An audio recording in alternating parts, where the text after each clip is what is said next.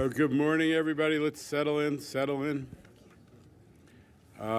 Let's call to order the joint meeting of the MTA Board and our committees, Bridges and Tunnels, New York City Transit, Joint Railroad, Capital Program Committee, the Safety, and the Finance Committees.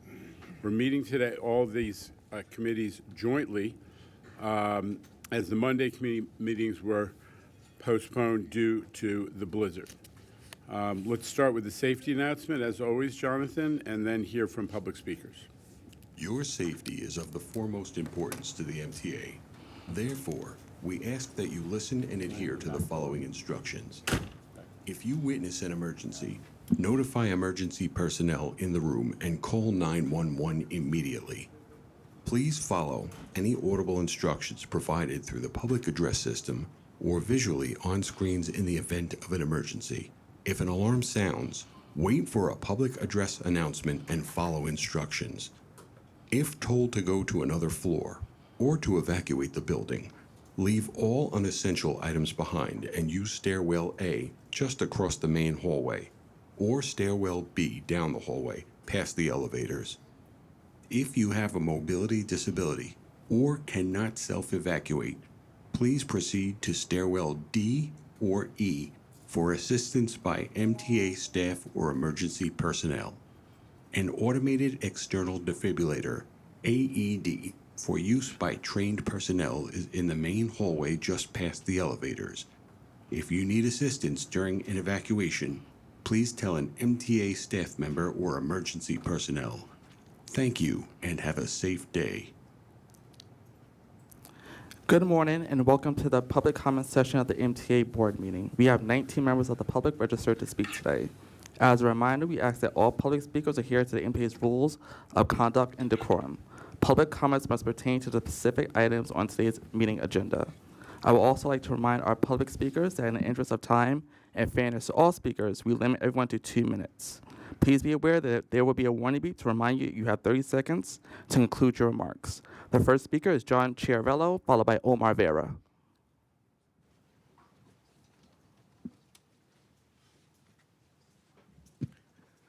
Good morning. Can you hear me? So good morning, MTA Board. Good morning, Jano. I would just like to bring some items of importance to your attention. I'm John Chiarello, TWU Local 100 President, representing 44,000 members, and also our Safety Alliance, which was the ATU, SSA, and 106. The most important issue I want to bring up is bus radios. I've been talking about this for some time now, but I need to bring this to the board. We have this ongoing issue with the new digitized radio system. The outages to date have not been addressed with the union. The vendors' records have not been supplied to the union for all the updates that are happening, which keep coming up more and more. And the random inspections of buses on the road, which is very important to us, because as you could see with this storm, with buses that were trapped, we didn't know if they were able to reach the radio system control center because it just didn't work. So also, we had members who were assaulted who were not able to reach the control center. And using a cell phone is not an option. As everyone knows, you can't use the phone in the bus. So I want to bring that up. In addition to that, I've come to find out that in the depots, bus depots, buses are being sent out with questionable mechanical issues. There were 23 buses that were redlined, which means they should have been put on hold. And for service, they turned around and put these buses out. Out of the 23, the union brought back 23 of them. 21 of them had brake defects. That's a real issue. They were out in the storms. We brought them back, 21 buses from one depot. So I'm just letting everybody here know that we will be doing this in an ongoing basis and go depot to depot to make sure that the buses are safe, both for the riding public and for our members. So doing that for service is not going to work. Remarks. So thank you. The I'll next conclude speaker. my remarks. I appreciate it. Just 1 second. I conclude my remarks. Thank you. With that, Thank you. I would like to say one thing. Please conclude your remarks. Please, thank you. The next speaker is Omar Vera, followed by Chris Greif.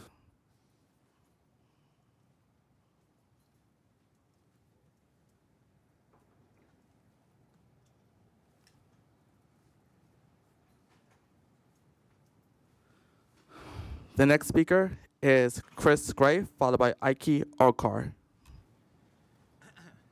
Good morning, everyone. I'm Christopher D. Greif, and happy belated Valentine's Day, happy Chinese New Year. I also want to be very clear on my end today. First, I do want to make clear that I did put in my copy of my support of the 2nd Avenue subway being extended to 125th Street and Broadway because, as I said, the accessibility community, as well as seniors and people with disabilities, will get another adding additional for accessible stations, but getting to where they have to go. Even transferring from other trains, because this will also help in case something happens on the Central Park West, that line goes down, at least they can reroute through the 2nd Avenue subway line and terminate. So at least it gives the people additional accessibility optional. So I am here to support that 100%. I do want to thank our MTA crews during the snow because thank God I can get here by train, but I can't blame the MTA buses. The bus drivers are doing their fantastic job. But at the same time, we do need to make clear that DOT and sanitation need to make it promise to shovel the snows at the bus stops. At least, you know, at certain areas when it's linked to a subway, at least that some stations are being shoveled. Thank God I can get on and off at Brighton Beach. I can get off at Manhattan when it's connected to a subway station. And I'm glad to see our NYPD and MTA police are out there to remind people to please be careful and be safe out there.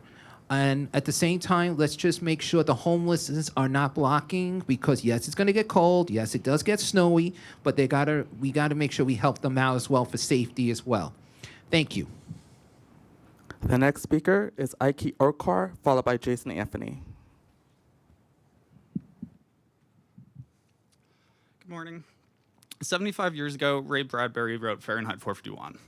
You probably know this as a dystopian where the books are burned, but you might forget the broader point.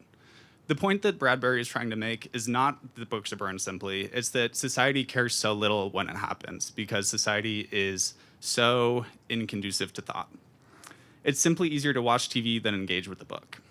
Even when the protagonist steals an illicit book, he struggles to read it over the constant barrage of advertising. To make this point, to exaggerate how comically far a society can move in this direction, the Metro in this book runs audio advertisements.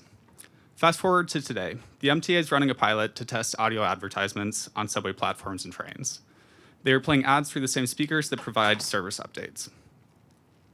The MTA website describes this best. They say, transit advertising is the perfect way to command the attention of busy commuters in a captive setting. I can assure you this is correct. It is all but impossible to read over this, let alone continue a conversation. While audio ads play, the MTA is a place that is entirely hostile to other thoughts. I'm sure balancing the MTA's budget is an incredibly difficult challenge. I thank you all for your work in this. I couldn't imagine how much work it takes. However, all forms of advertisement account for less than 1% of the MTA's revenue.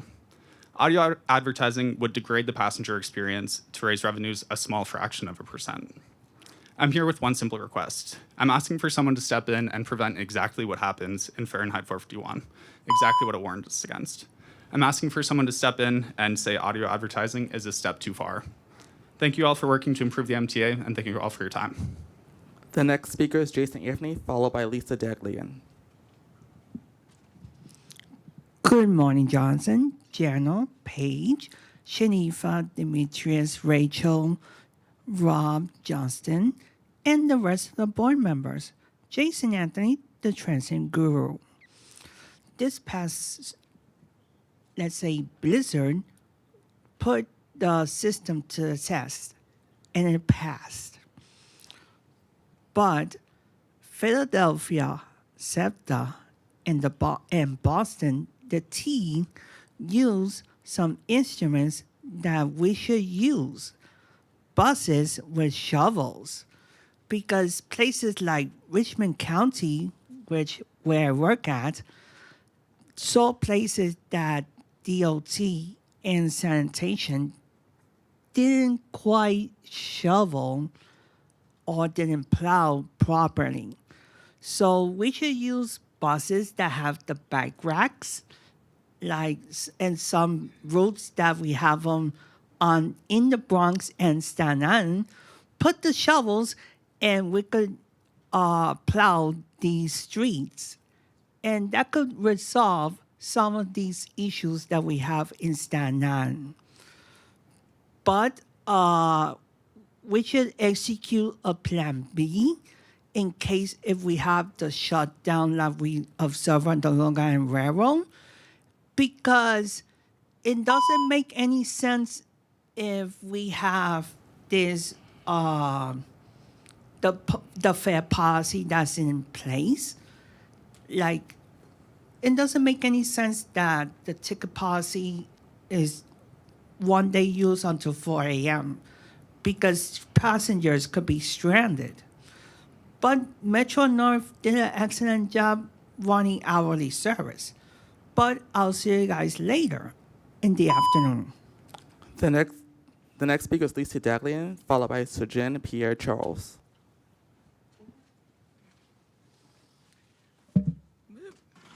Sorry, still getting used to this. Good morning, I'm Lisa Daglian, Executive Director of the Permanent Citizens Advisory Committee to the MTA PCAC. So another month, another storm. Maybe you guys should hold these meetings only in the summer? Anyway, we come not to throw snowballs, Jano, but to praise the workforce, the leadership, the comms team, everybody at the MTA for the incredible and amazing job that you did for keeping the region moving, even when we're stuck. We knew what was going on and got back on track as soon as possible. So thank you so much. 2 significant snowstorms in 2 months, that's a lot. Kudos to everyone. And while certainly far from perfect, we're glad that DOT and sanitation focused more on bus stops this time around. Transit and DOT are already proving the power of their partnership under Mayor Mondani with the revived Fordham Road bus lanes. We're hopeful that riders who depend on fair fares will get a fair shake in the city budget, and we share your disappointment that an increase wasn't included in his exec, but we know it's just the start of the conversation. Increasing eligibility to 300% of FPL, making fares free to New Yorkers at 150% of FPL, automatic enrollment and bringing fair fares to the railroads within the city are within the city's fiscal grasp, and will continue to strongly advocate, along with CSS, riders, and others, to make this a reality. At the state level, we'd like to see an accommodation reached on the insurance proposal so the MTA doesn't pay the lion's share following accidents it doesn't cause. It's almost too much to ask the feds to play nicely, but it's past time to release 2nd Avenue Subway Phase 2 funds. While fiscal support is available from other channels, it's unjust and likely illegal for feds to withhold these critical funds. Riders are counting on leaders at all levels of government to invest in the MTA. Congestion pricing is working, as evidenced by the new elevators and fare gates being installed. So thank you again very much for all of the work that you did to keep the region moving. Thank you. The next speaker is Sir Pierre Charles, followed by Jesse Figueroa.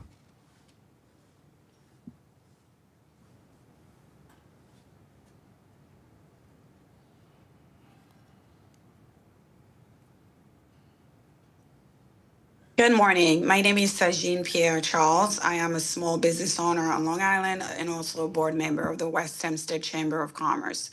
Thank you for the opportunity to speak. Small business on Long Island are basically under pressure from rising auto insurance costs. While this is often seen as a personal or commuter issue, it also affects our public institutions, including the MTA. New York insurance market operates in a high litigation environment with frequent lawsuits and ongoing fraud concern. Insurers consistently cite those factors are the key drivers of rising premiums.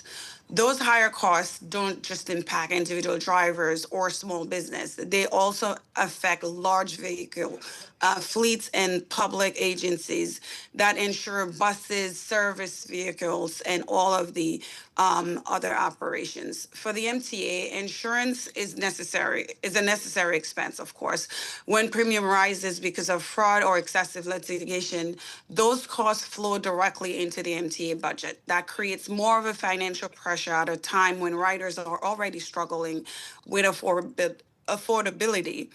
As a small business owner, I see those costs ripple out outward with vendor raises prices, delivery cost increases, and customers ultimately pay more. For a transit system serving millions, even small percentage increase insurance can mean millions of dollars. So how much does insurance cost? Fraud and litigation abuse cost the MTA every year? And if this cost can reduce, can the saving be passed on to the consumer? Thank you. The next speaker is Jesse Figueroa, followed by Miriam Fisher.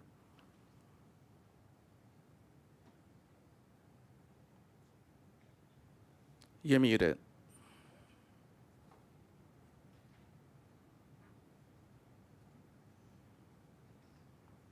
You're still muted, Jesse. Hold on one second. Good morning.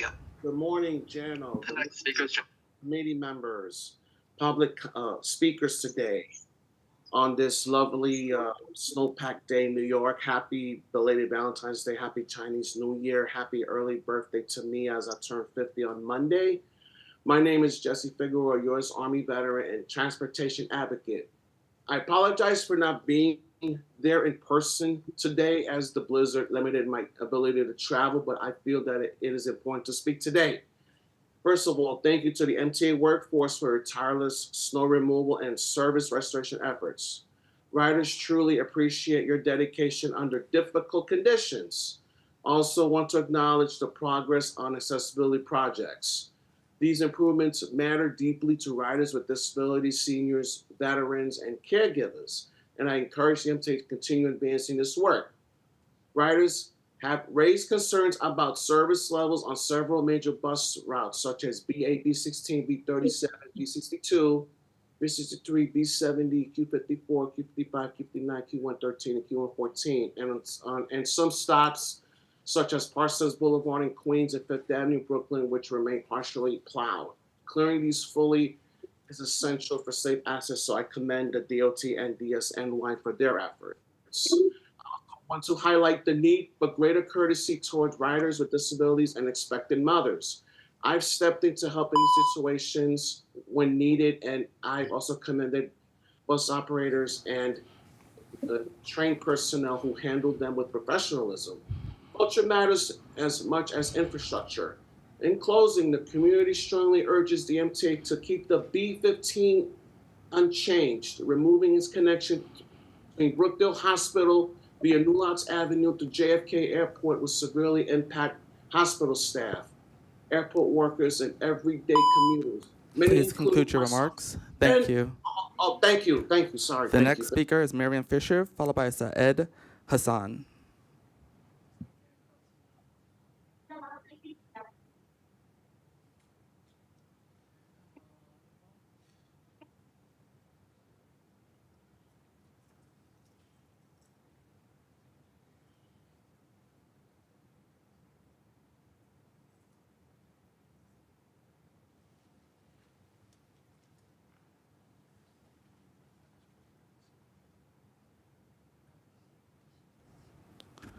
The next speaker is Saed Hassan, followed by Irish Kelly.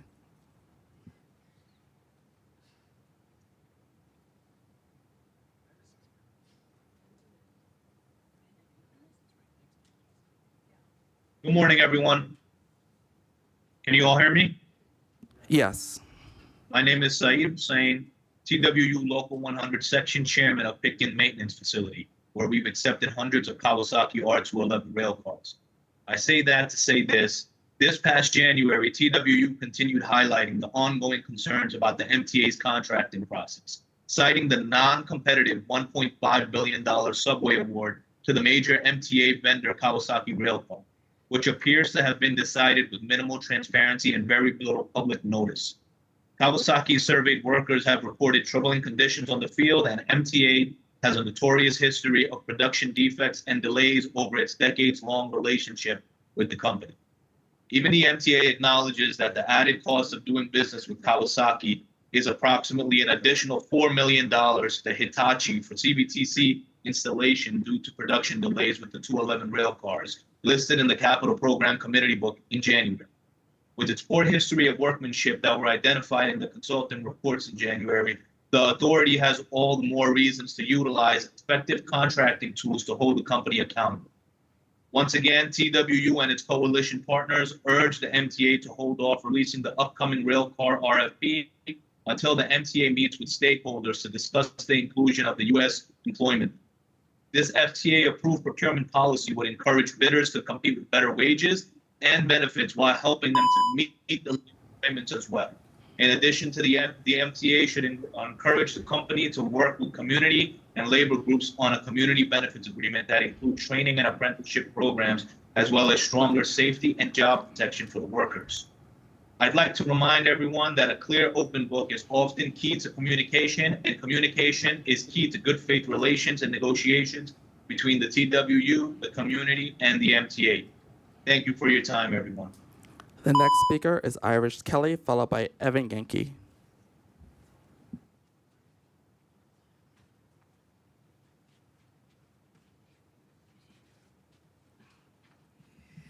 Yeah, okay. For the Long Island Railroad, I think it's a mistake they put this in at 4 a.m. I mean, these people sometimes can become delayed or had some medical issue. They had to delay till for later train. And if that time runs out, that's not good for any of us to have a problem with the trains. Now, if you're behind the times, you don't even have Apple Pay, you don't have Wi-Fi in the trains. It'd be helpful to keep up with everybody doing correctly. Because there's sometimes people who get on the train who happen to catch a certain train, they didn't have time to get their ticket ready because they don't have Wi-Fi. It'd be nice if they had the Wi-Fi. It'd be so quick to be able to do it and get right there. You have the ticket ready for them. And then for the Apple Pay, it'd be easy for them just to pay it. Just tap it and pay. It'd be done. It'd be so much easier if you do it that way. And then in regards to the accessoride, they're doing pretty good, but now they need to have, for us transit people need to have on demand. Because I had problems where I had to leave my office early, couldn't change the time if something comes up. Or even like the other night happened to me, had to change my, in the morning I had to change my location. Because the fact that no one picked up normally registration for pick up at the gym at, near my house. But because the gym was closed, I couldn't go there. They couldn't pick me up at my house, not that far away. They couldn't do it. I don't know why not. It shouldn't be. It's not like I'm out of the way. It was short distance to it. But there's a lot of things that need to be done, and you should have on demand because people, you don't know who people really need it. You should ask the people who really do need it, and have, because many times I've had problems where I could have used it. That's terrible. You don't let me have it by now. It's disgraceful. Thank you. The next speaker is Evan Yankee, followed by Miriam Fisher. Good morning. My name is Evan Yankee, and I am Advocacy Director for Brooklyn Center for Independence of the Disabled.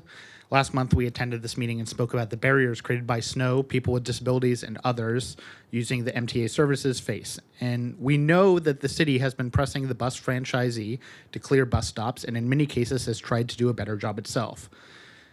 And we believe there has been progress overall. But there's still more work to do. Clearing bus stops, clearing pathways to subways, and clearing mounds of snow and ice impeding paratransit pickups and drop-offs. We are aware that the MTA does not have direct responsibility for clearing bus stops in some of the other areas that MTA travelers use, but we're here today to encourage work with the city government and the many other jurisdictions necessary to keep paths to MTA transit accessible and barrier-free.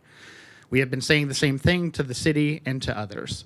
It seems clear to us that the biggest barriers on the streetscape during snow emergencies like the one we're experiencing are not due to weather, but due to jurisdictional inefficiencies. There must be better options for people with disabilities than having to go around to different organizations and government bodies being told where their responsibility stops. There must be a better path forward. In addition to bus stop clearance, we are concerned about the pathways to and from subway stops and other transit. We've continued to receive reports about paratransit vehicles not being able to do pickups and drop-offs because of the snow plow-generated mounds of snow and ice on the side of the street. We've also received calls from people with disabilities discouraged from using transit because they have no way of knowing the snow clearance status along their intended trip. And we have increased complaints about buses not being able to pull close to the curb for people who can't make it into the street to enter the bus. We look forward to opportunities for different government bodies and organizations to work on these issues together and come up with a plan to speed pathway making through the snow that is accessible for all. Thank you. The next speaker is Miriam Fisher, followed by Moyam Tram.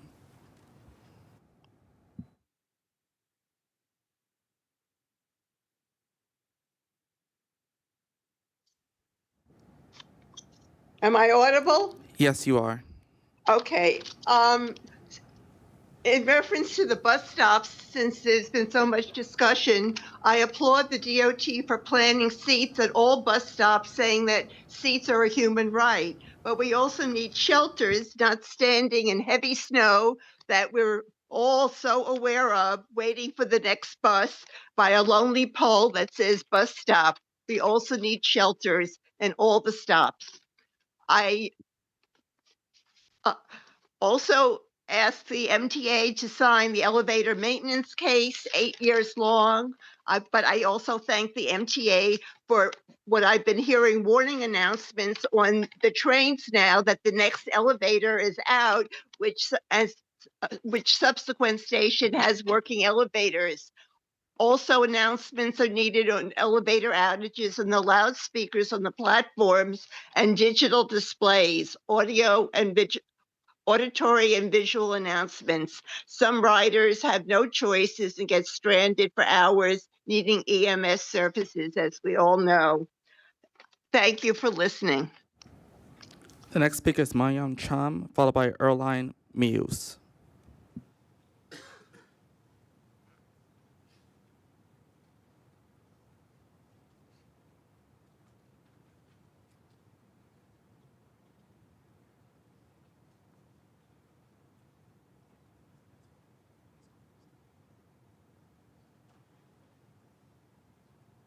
Good morning, board members. I'm Marianne Tom, New York Policy Manager with Jobs to America. We work to ensure our public money creates family-sustaining jobs. JMA has worked with labor unions and advocacy groups asking the MTA to engage with us on 2 requests. 1, to include the U.S. Employment Plan in its upcoming railcar purchases, and 2, encourage Kawasaki Railcar to engage with concerned stakeholders to negotiate a community benefits agreement.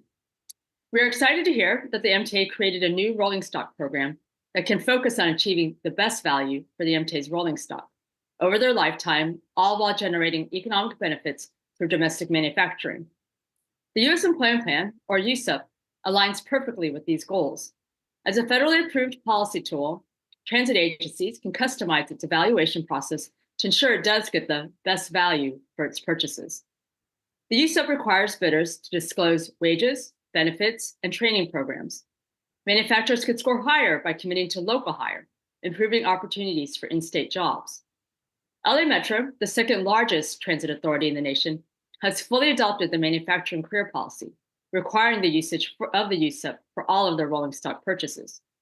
In addition, the newly created Northern Illinois Transit Authority will utilize the USEP for all of its major railcar purchases. Both transit authorities would require disclosure of the USEP commitments in annual reports. The MTA has shown that it's willing to innovate its rolling stock program. It can lead again by adopting the USEP in its generational investment in railcars. Also, it can encourage Kawasaki Railcar to meet the stakeholders about a community benefits agreement, a tool that can ensure domestic manufacturing does generate economic benefits we expect for our communities. Thank you for your time. The next speaker is Erline Muse, followed by Alexander Kemp.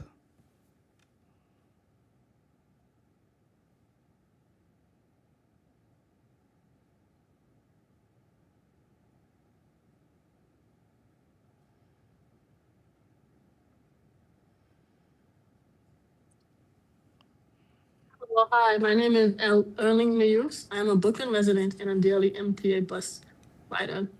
I'm speaking about bus operator accountability, accessibility, equality, and rider dignity. On multiple occasions, I have been left at a bus stop despite having this visible mobility limitation due to an ACL injury. Operators have refused to open doors or have pulled away because I safely can't board fast enough for them.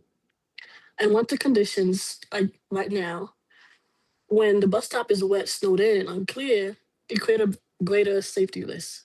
For someone with a limited mobility, standing longer on icy or even pavement increased the likelihood of me falling injured. So the driver would just drive off and not have patience to give me a moment to walk and get on the bus. It's not an insulated event. It reflects boarding issues of training, oversight, and enforcement. The MTA serves seniors, disability riders, pregnant riders, individuals with temporary injuries. Disability is not an option. It requires under the Americans with Disability Act and fundamental to equitable public services. When complaints are filed, riders receive little transparency about what correction action is being taken. Without visible accountability, the same pattern continue over and over. I will file complaints and give all the information, but cases just close where nobody follow up with me or say anything to me. I urge the board to shorten ADA sensitivity training, establish clear complaint resolution timeline, and increase transparency regarding accessibility-related incident. I am prepared to provide documentation of these occurrences, but I want us to have more of a better complaint system because I feel like if I send a complaint, I don't hear back from it, and the same thing keep repeating over and over. In Brooklyn, Queens, Long Island, I'm dealing with the same issue over and over, where bus drivers are just leaving in the stop just because they feel like it. Please conclude your remarks. That's Thank you. The next speaker is Alexander Kemp, followed by Arthur Miller.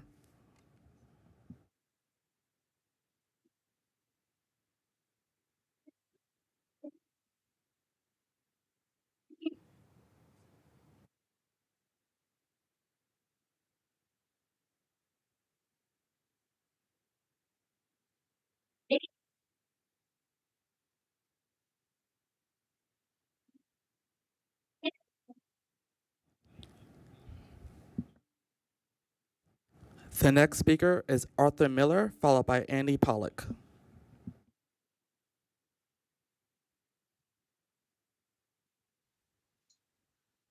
Good morning. First, kudos to the MTA for its storm prep and maintenance of service this snowy and cold winter. I'm a multimodal New York City resident. I walk, I bike, I drive, I ride the subway, Long Island Railroad. I'm an attorney. I work primarily with the truck and bus fleets. I see firsthand how the costs of liability insurance have risen to unsustainable levels. The insurance personal injury ecosystem is punishing hardworking New Yorkers and eroding affordability in the Empire State. Governor Kathy Hochul, in her State of the State address, made several proposals to bring down vehicle insurance rates and tackle fraudulent claims across the state. MTA Chairman Lieber noted in support that the MTA operates thousands of vehicles on the street level, which makes the MTA a ripe target for insurance claims, even when the drivers aren't meaningfully at fault. Every dollar the MTA spends paying and defending those claims is a dollar that could and should have gone to delivering more frequent and more reliable service. In light of this overdue focus on the cost of insurance and injury claims, please speak to the steps that the MTA is taking across its operations to identify and route fraudulent claims, and also describe any legislative enactments that the MTA would like to see that would better facilitate a response to such claims. In other words, what would the MTA like to see from the state? Thank you so much. The next speaker is Andy Pollock, followed by Michael Ring.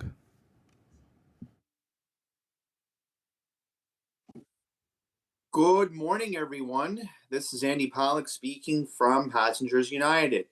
So a couple of things we're going to discuss this month. First things first, regarding the Long Island Railroad yesterday, with barely any service running, it were only a few lines running. The trains yesterday morning were completely overcrowded, and one of the factors was the fact that the city of New York should have not opened the schools yesterday. That was one of the reasons why we had complete overcrowding on some Long Island Railroad trains during the peak yesterday morning. So again, overcrowding on trains needs to be addressed for future instances going forward. Okay, two other things I want to get into. First, the lack of Omni machines. A couple weeks ago, I did my own survey, and some subway stations, there used to be a bunch of MetroCard machines, and now all I see are a bunch of vacant spaces where Omni machines could be installed. So let's get more Omni machines installed in the subway stations, especially from what I saw at Times Square, for an example. Come on, really? There should be more Omni machines available at the busiest subway station in the entire subway system.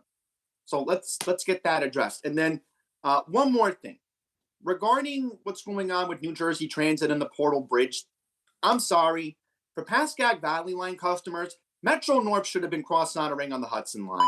I mean, the 126 bus is getting overcrowded during the peak, and especially the PATH train cannot handle the amount of people that the Pascagoula Valley line would be able to handle for the people wanting Midtown Direct service. There's barely any Midtown Direct service during this Amtrak work. So can we please have Metro North Cross Honor for Pascagoula Valley line customers until this is over? So with that, thank you all for letting me speak this month. The next speaker is Michael Ring, followed by Omar Vera.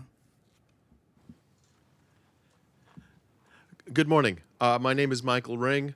If anyone needs a verbal description of my appearance, I'm a 62-year-old white guy who always needs to shave. I'm also Vice President of Disabled in Action of Greater New York, and I'm speaking on their behalf today. And I'd like to talk about taxi reimbursement, the policy and the procedures.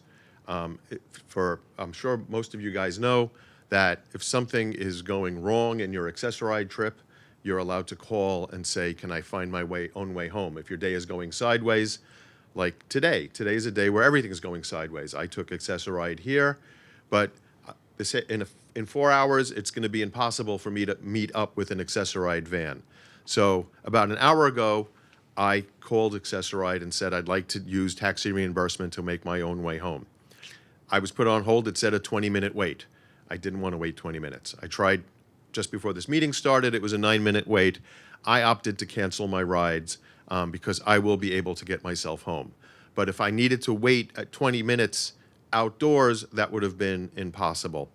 And this system really works because things do go sideways. Your ride, the rides in the afternoon don't always meet up with you, and you guys want us to get home, and we appreciate that. But we get reimbursed. We get a check in the mail. I am currently waiting to get reimbursed from a trip I took on October 11th. Last month, when I told you I was waiting for a reimbursement from a trip in September, 2 minutes after I sat down, I got an email from the reimbursement department asking me to tell them which ride this was. I gave them the code number, and before I left the room, I was told the check was cut. I'm not here to do that. I'm here to say waiting 4 months and 2 weeks to get paid back is too long. A lot of people who are disabled can't afford to lay out the money that long. They're using their credit cards, and it's debt, and they're paying interest on it. There can be a quicker system. Please conclude Thanks a your lot. remarks. The next speaker is Omar Vera, followed by Cara Girl. Happy New Year, MTA board. And the reason I'm saying that is because I wasn't here last month. I had errands to do, but now I'm here. And I know it's weird that this is the second month in a row where we had to modify all the committee meetings into the full board meeting due to snow. But like I said, this is you actually did better work than was in past years, because like in past years they used to have the severe weather map where it was underground only altogether. In order to protect basically lines everything from the elements, and of course the elements being snow. And that was good. I also found it rather interesting that you had that you modified the Rockaway Park shuttle to run all the way to Euclid Avenue during the snowstorm. That was quite clever. But you know, we do have to revisit that service plan eventually. One day, somehow, we will have all A service in the Rockaways and the C extended to Lafayette Boulevard, as Andrew has mentioned time and again in the past. Like I said, also the full transition to Omni went rather better than usual. I actually managed to get the last Metro card refilled from 3 Stone Street right downstairs on December 30th, right before they removed the machine. So I managed to enjoy one last 30-day unlimited round just for nostalgia's sake. But like I said, one thing you can do to improve Omni, though, is that at least with those who have accounts, you can have multiple cards as opposed to just only one at a time. That means if you don't have one, you still have other options. Please consider that in the future. With that said, thank you all. See you all next month. Take care. The final speaker is Cara Girl.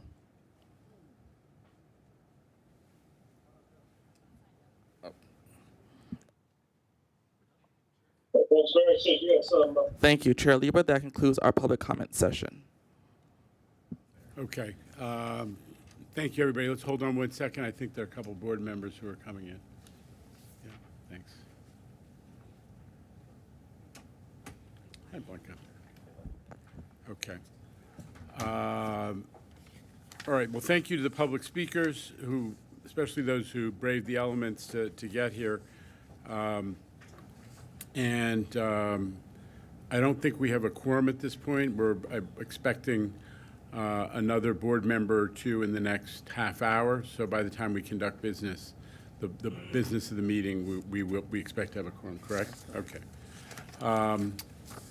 Let me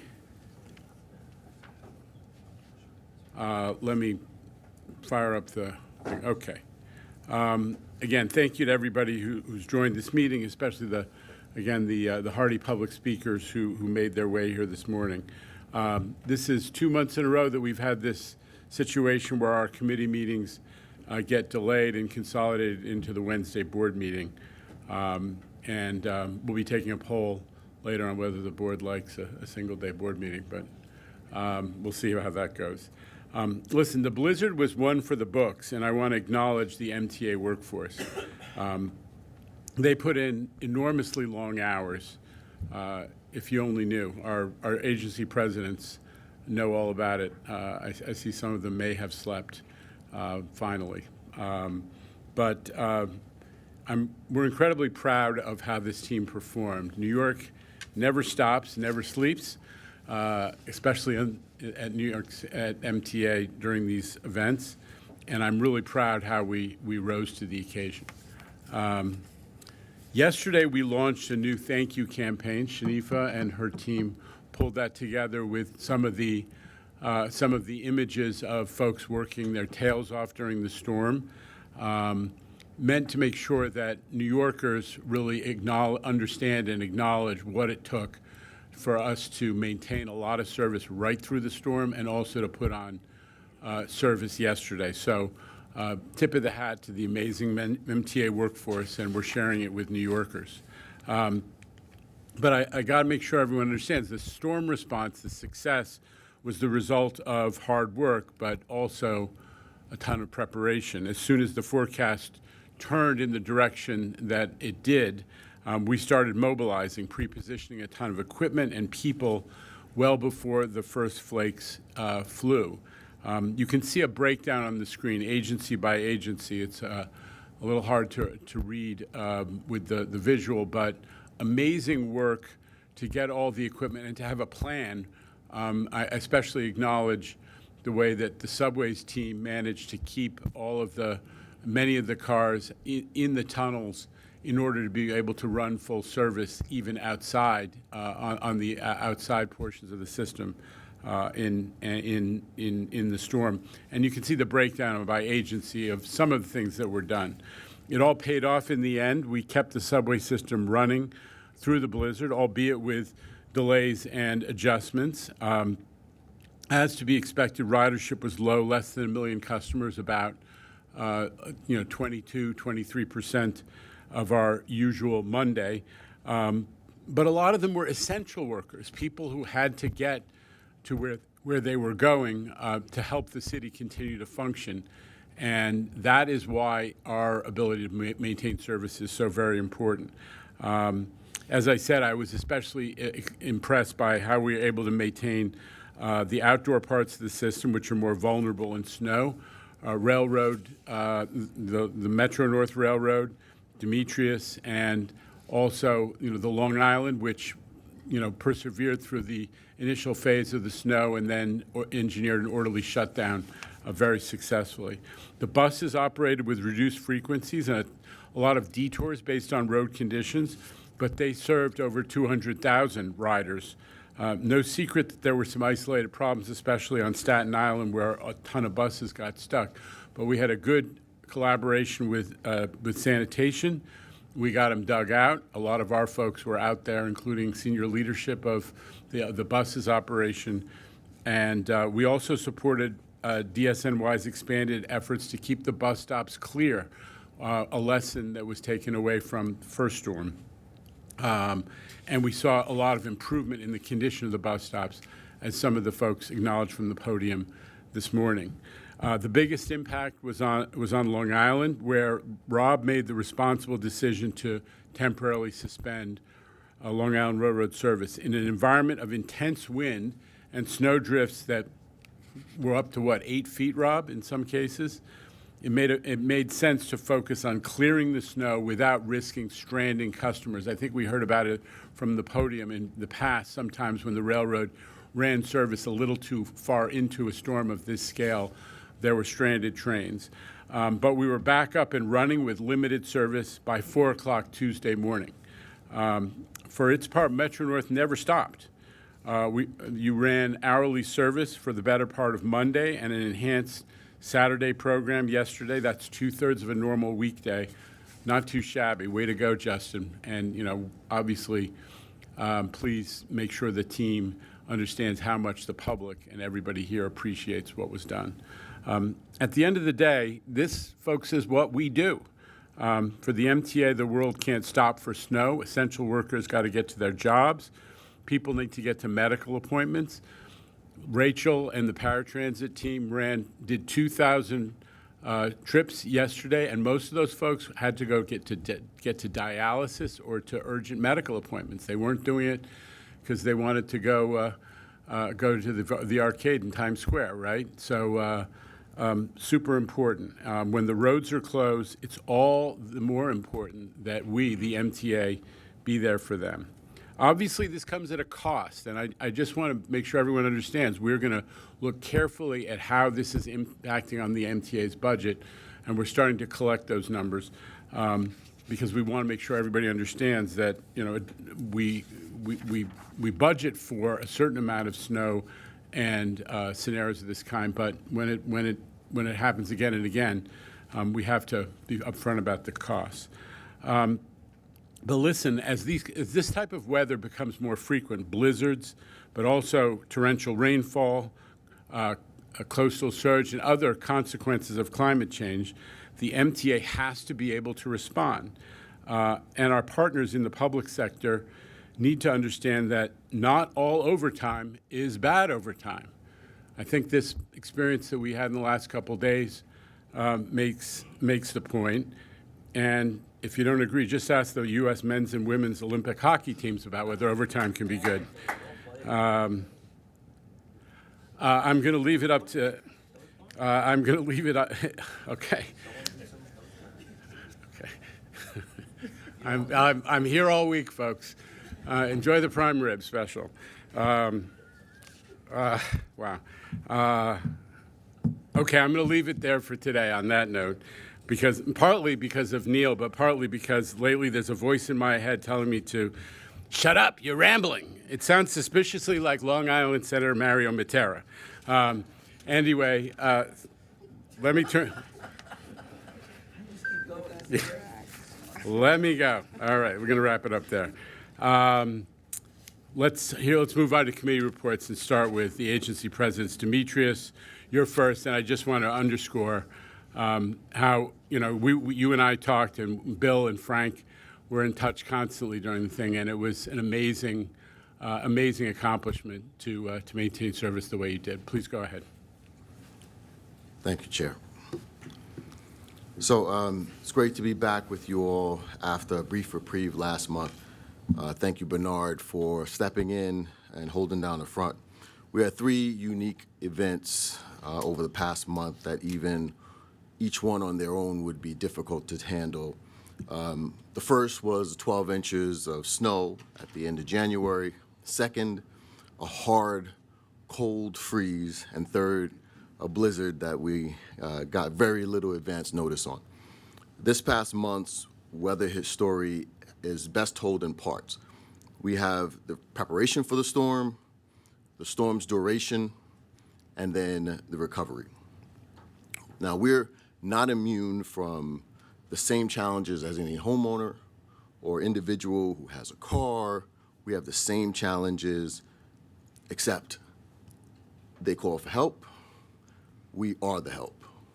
We get it all done in-house with our teams, the amazing work of an amazing workforce. So I'm incredibly grateful for the caliber of work I saw from the team over the last 72 hours, and we will get into it. So I think this entire city was in the same boat when it came to the surprise shift in forecast overnight on Friday to elevate this past storm into a blizzard. We went home, the forecast was 3 to 6 inches, 30-mile-per-hour wind, and in the morning, I recall sending an email to the weather forecaster that we have on staff asking if he made a mistake because it had changed from the night before to now a forecast up to 18 inches and gusts up to 40 miles per hour. And that forecast only continued to get worse with time. So transit had to respond very quickly to jump into action, and that wasn't easy. Typically, before a major storm, as part of our preparations, we have 96 hours or so to be able to prepare to get things in place. This time we had 12. This means that we were calling more employees in, canceling weekend projects, and we were repurposing those work trains into snow fighting equipment and critically repositioning equipment and personnel in preparation. Pretty much everyone had to stop whatever they were doing in order to be responsive for this. This storm's forecast changed so dramatically and so quickly that the weekend work had already begun on Friday, including the L line shutdown, and the team had already started to pour concrete. Concrete is poured already. There is no going back once you start that. You have to allow it to cure. So we're watching that project literally like hawks as we stand over to make sure folks are trying it by any means necessary to try to get the track work, and we're waiting for those work trains to be able to turn them into snow fighting equipment as well. Every employee, every piece of equipment counted in this instance. Now, staging a response, whether it be work trains, plows, and chains for buses, for paratransit, and people, it takes time, but this team got it done. Now, transit is a lifeline for New Yorkers. That is true every single day in this city, but it's never more clear than during a major storm. And something I heard over and over again on Sunday throughout the night and into Monday is we're going to push through. The team was committed to pushing through. That's the mentality here. Every employee was fighting to push through, and that we did. We delivered over 1 million rides on Monday across subways, buses, and paratransit. These are folks who had to get places. They are healthcare providers. They are essential workers. They are first responders. New York can't function without them, and they can't serve New York without us. Of all the boroughs, the Bronx retained the highest ridership through the storm, with 26% of its typical trips still taken. Bronx riders have places to go, and they like to use our system. And I'm sure there were some families headed to the parks as well for the first true snow day in many years.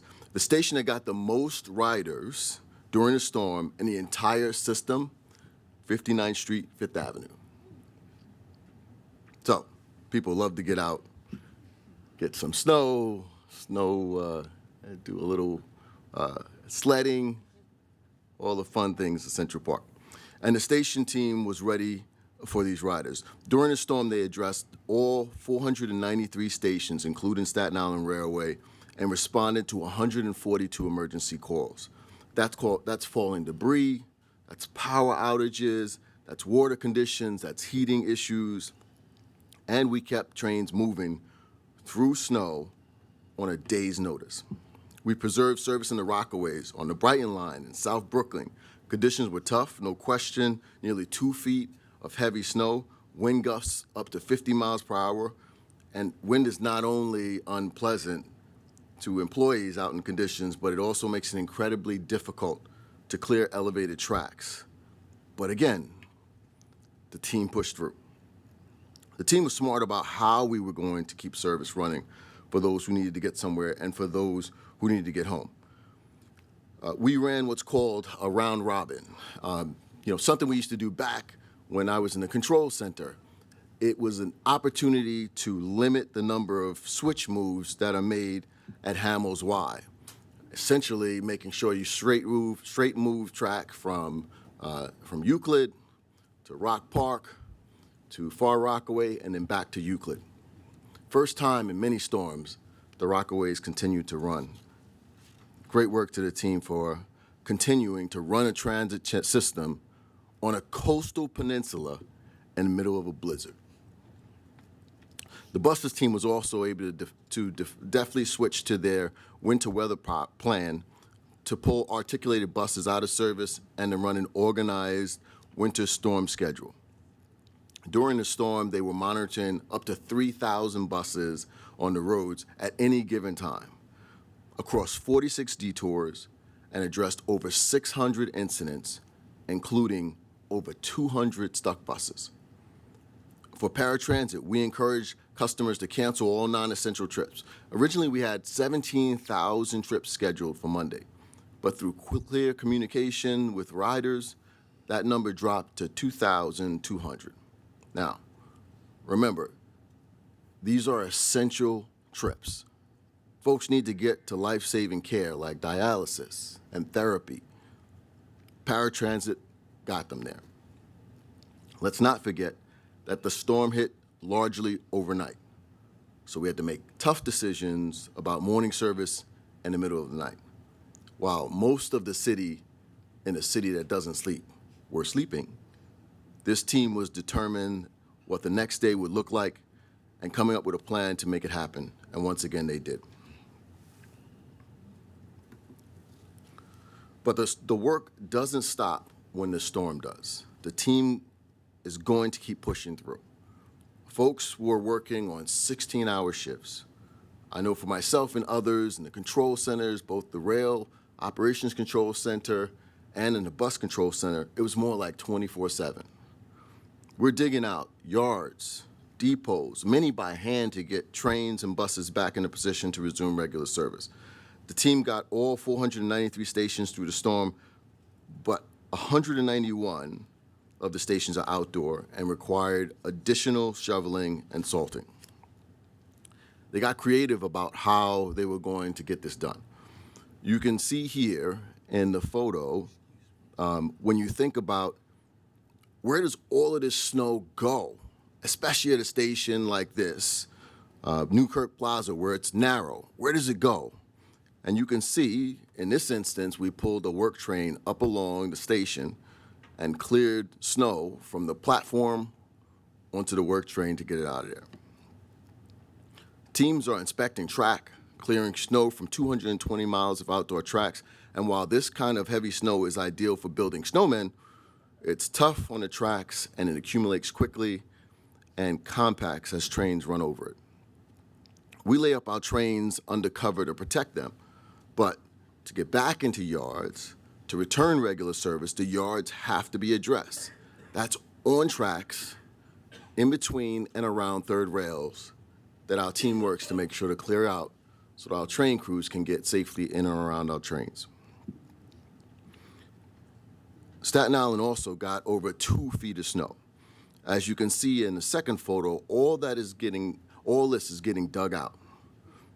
It's not easy, and it takes time. Yes, we have equipment that can get you down to a certain point around the rails, but the stubborn locations with drifts, it's the incredible work of this team that gets it done in every instance.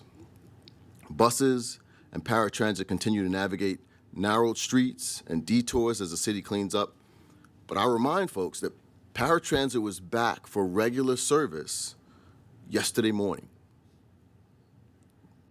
It's an honor to work with this incredible group of people. Sometimes in any workplace, you find yourself, you can see yourself just fulfilling a task. It's like, man, just a drone of like what I'm going to do today, and it's the same thing every day over and over again. Sometimes it's just like checking a box. But I could tell you that this job is nothing like that. You are making a huge difference for the city, and this city cannot be what it is without the work that we do, the work that this team does, and so I'm very, very honored and proud to be doing it. You're getting a person to a hospital, nurses, doctors to deliver that baby. You're getting the child to Central Park to create that once-in-a-lifetime memory. The team and its work matter, and I'm greatly proud to be a part of it. Now, we'll talk a little bit about performance. As a reminder, we did have a major snowstorm at the end of January as well, and while we were able to run service, it was not without its challenges, even well after the storm was over.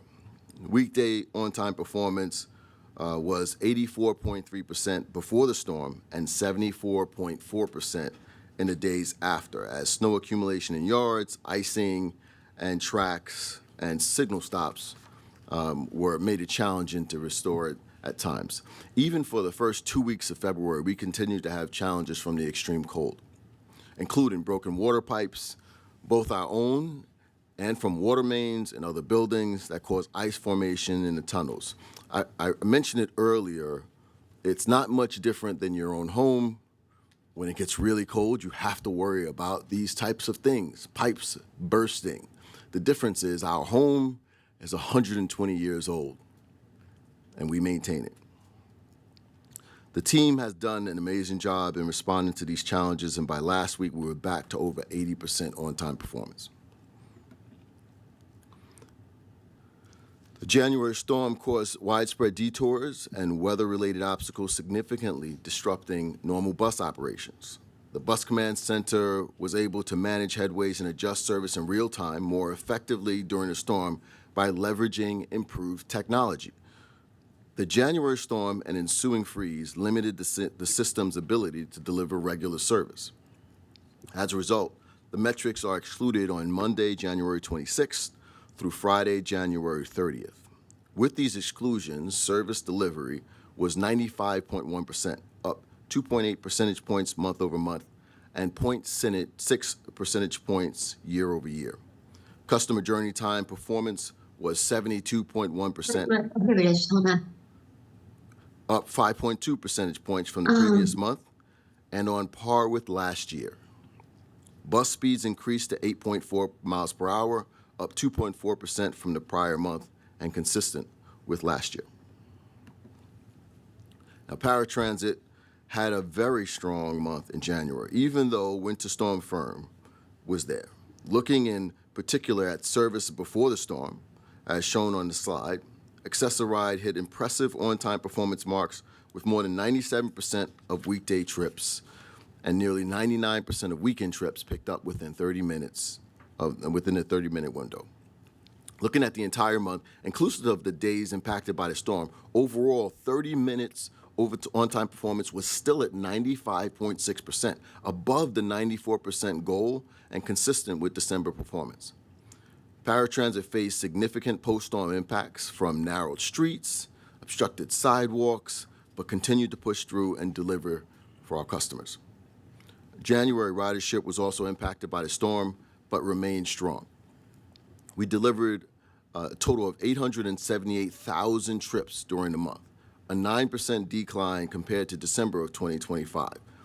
We often see ridership declines from December to January, and the ridership impact this year was exacerbated by the storm. Still, year-over-year ridership increased by 7.6% compared to January of 2025, and ridership remains up 35% compared to pre-pandemic numbers, reinforcing the sustained growth of paratransit ridership. With that, I will turn it over to Rachel for a special presentation on paratransit's goals for 2026.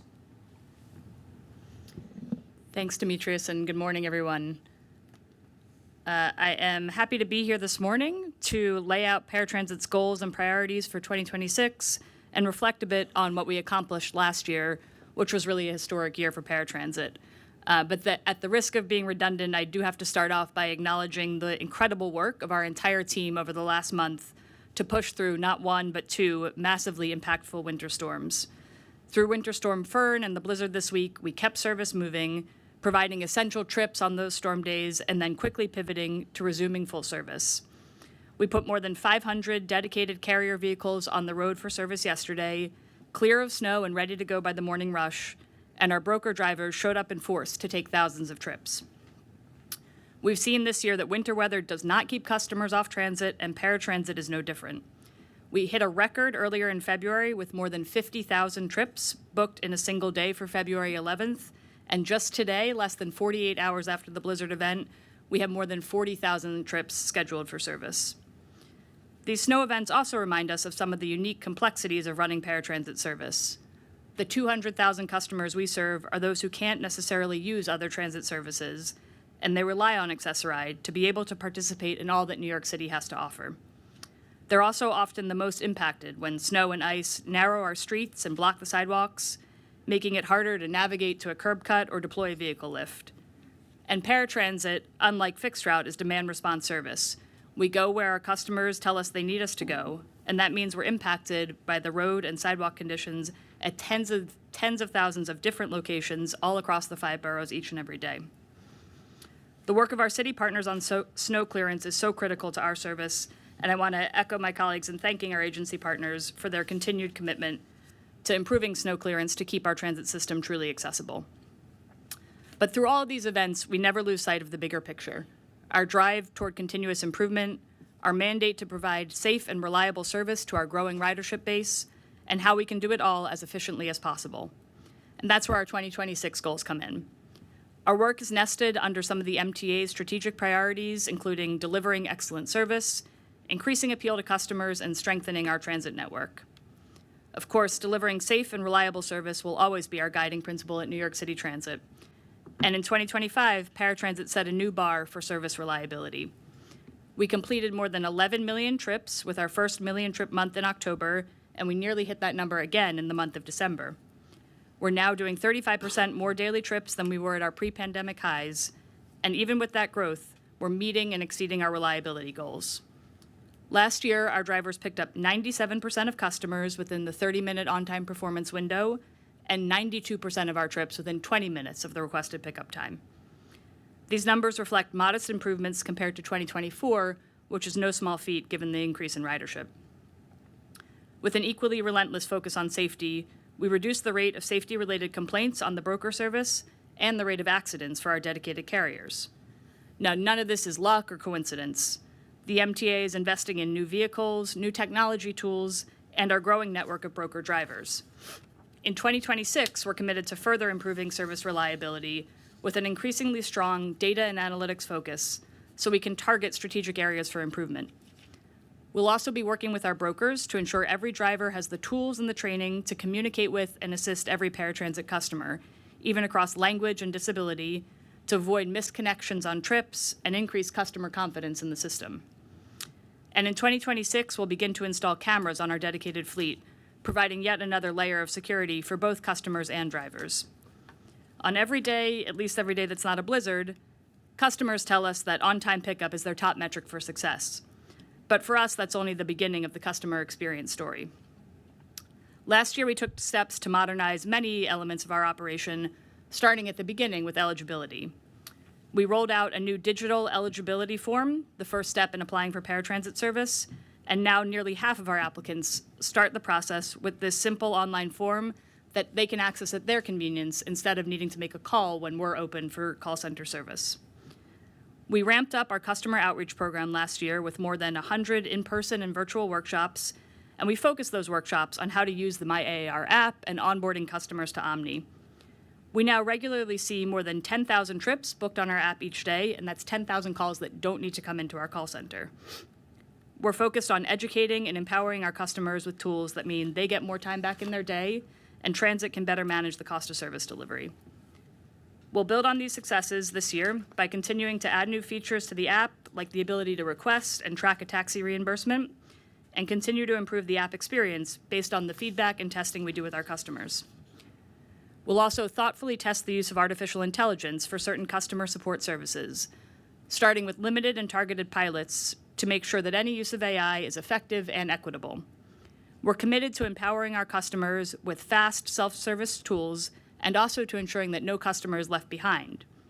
When we deploy AI effectively, we can enhance the experience for everyone by ensuring that we can target our most valuable resource, our employees, to the highest need tasks. We've really proven this with the app.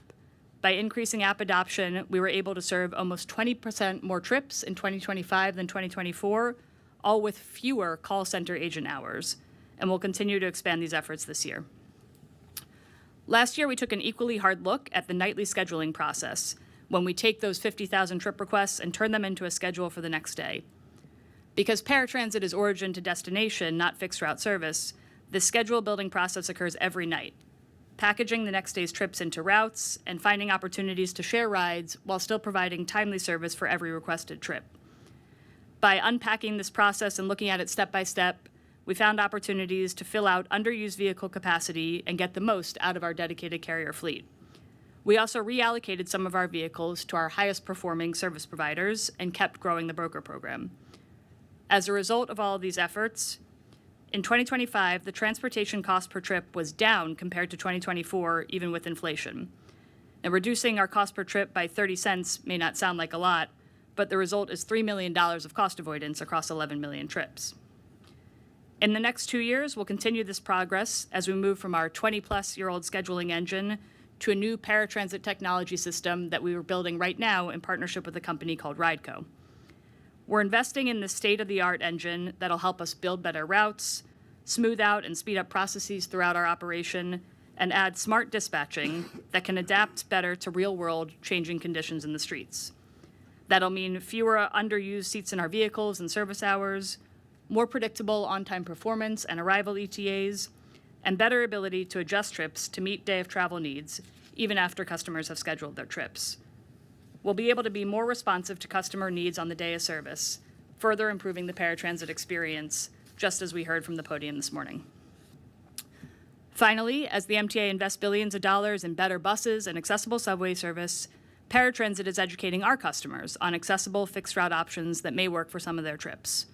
Working in partnership with the Department of Buses, our government and community relations team, and MTA Accessibility, we've started bringing buses to senior centers and day programs for hands-on demonstrations side by side with the technology workshops I mentioned earlier. We're empowering our customers with all the potential options for their ride and using all the tools at our disposal to educate our customer base. In 2025, we delivered nearly 20% more trips than just 1 year prior, and we did it all while decreasing our cost per trip and sustaining 80% customer satisfaction. It's clear from the testimony of our customers, advocates, and allies that we're on a path toward improved service. But we're not resting on our laurels. Customers deserve to travel with confidence in the reliability and the safety of their trip, and with dignity and independence in how they manage their travel choices. Come snow or shine, when paratransit delivers on these promises, New Yorkers with disabilities can get to work and school, to worship in healthcare, to see family and friends, just like any transit user. New York City Transit is proud to provide this service, but we don't do it alone. As our city and our transit system continue down the long road to full universal accessibility, paratransit will continue to be here as that critical safety net providing accessible service, and will continue taking steps to improve our service every year. With demand for high-quality paratransit continuing to grow, we're excited to write the next chapter in this story. Thank you. Thank you, Rachel. Thank you, Demetrius.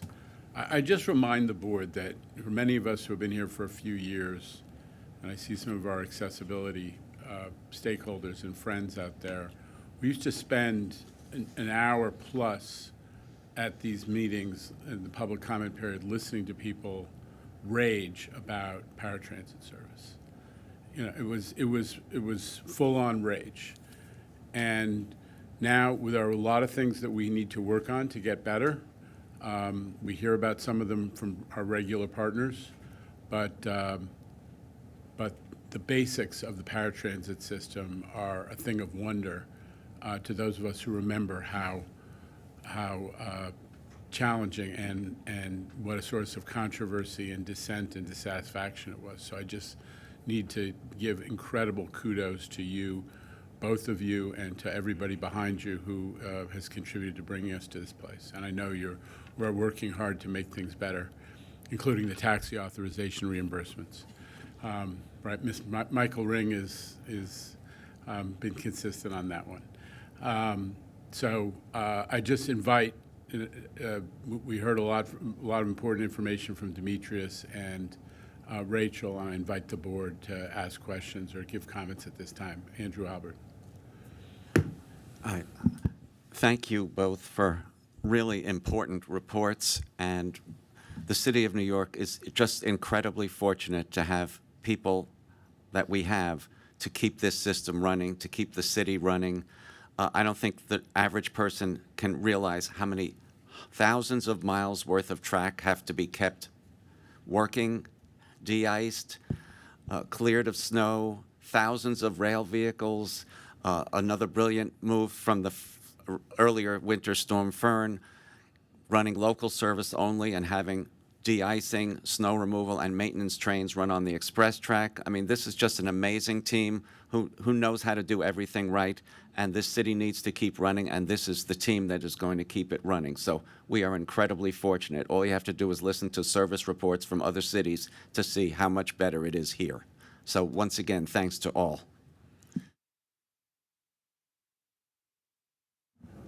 Well, thank you, Andrew. And you know, nobody follows our subway system closer than Andrew Albert, so that's a strong vote of confidence. Anybody else? Anyway, there's a lot of future-going goals that you've laid out, Rachel, and keep us posted on how much progress we're making. And I just particularly highlight one thing that Rachel said at the end, which is, you know, part of the mission of we're investing so much in accessibility of the basic system of fixed guideway. We have a fully accessible bus system that, you know, for a lot of folks who have had to rely on paratransit because they haven't had the option of using the subway or commuter rail, the paratransit team, together with our accessibility team, Q is over there, and our government community relations team, is actually going out and trying to educate and answer questions of our paratransit customers about how they might be able to use now the general transit system. And that's also important because that's true equality for everybody. When we have an accessible system and folks who may feel like they were limited before to the paratransit option now get to use the system that everybody benefits from. So keep going. We've made that an important priority, and I really want to keep pushing on that front as well. Okay. We have our friends from NYPD here, and we're going to hear a police report, and Chief Kember is standing by to provide some additional color if need be. Thank you. Good morning, everybody. Chairman Lieber, Chairperson Maltahautas, President Critchell, and members of the board. In front of you, the transit crime figures for the first month of the year. In the month of January, the subway system saw 174 crimes, reflecting a 6.1% increase, 44 versus 29 compared to the previous January. This increase is driven primarily by an increase in robberies. As a result, of deployment of resources has been strategically shifted to address this uptick. Additionally, while the increase is not what we want to see, it is notable that we are going against last year's crime levels, which robberies were at a historic low.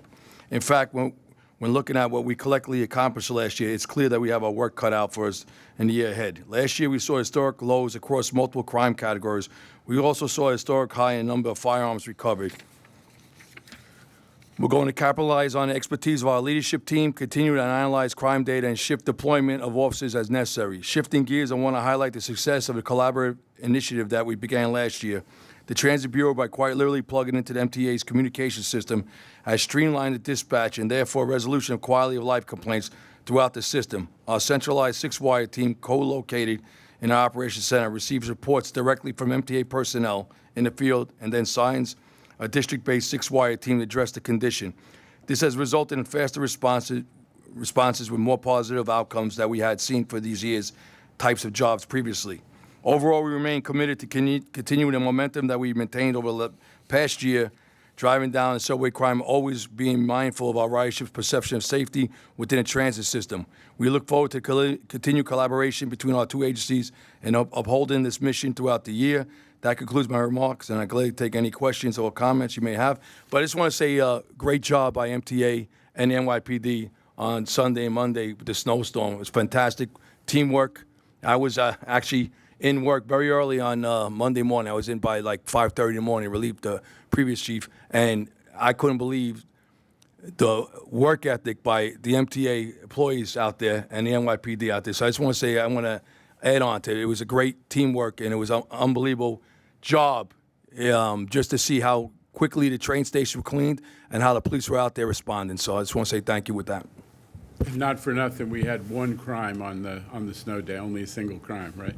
Yes, that was an arrest. It was domestic. Thank you. And again, we always appreciate the cooperation. The news that you mentioned towards the end there about how the NYPD is expediting the handling of quality of life complaints, which mostly come from riders and station agents, is super important. That is a step forward that we've been working towards for a while. So, good news. Chief Kemper, I just want to raise one issue, unless the board has any questions for the NYPD. Any questions?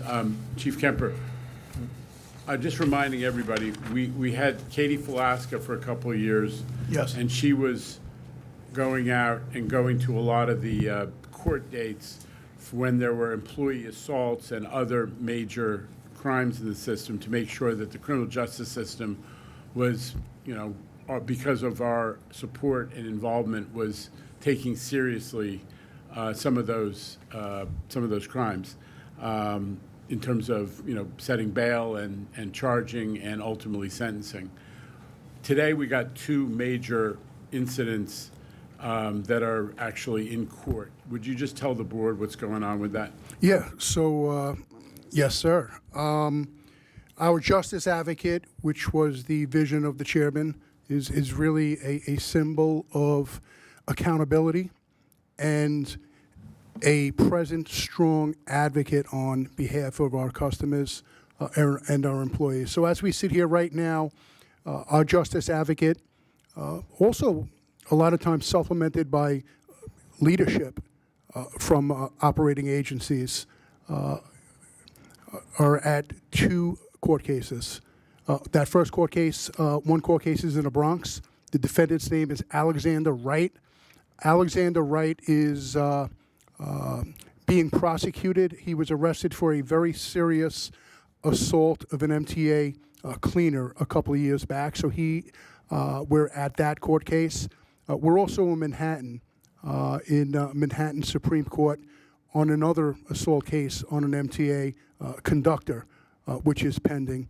I think it's very important to know or recognize just how powerful it is for our criminal justice advocate, who's really wearing the hat of the MTA and representing leadership when he or she walks into a court, how powerful it is to the court, to the judge, to the prosecutors, to the defendants, and equally as important, or maybe even more important, what it means and how it shows how we support our employees in their tough times. So that work continues.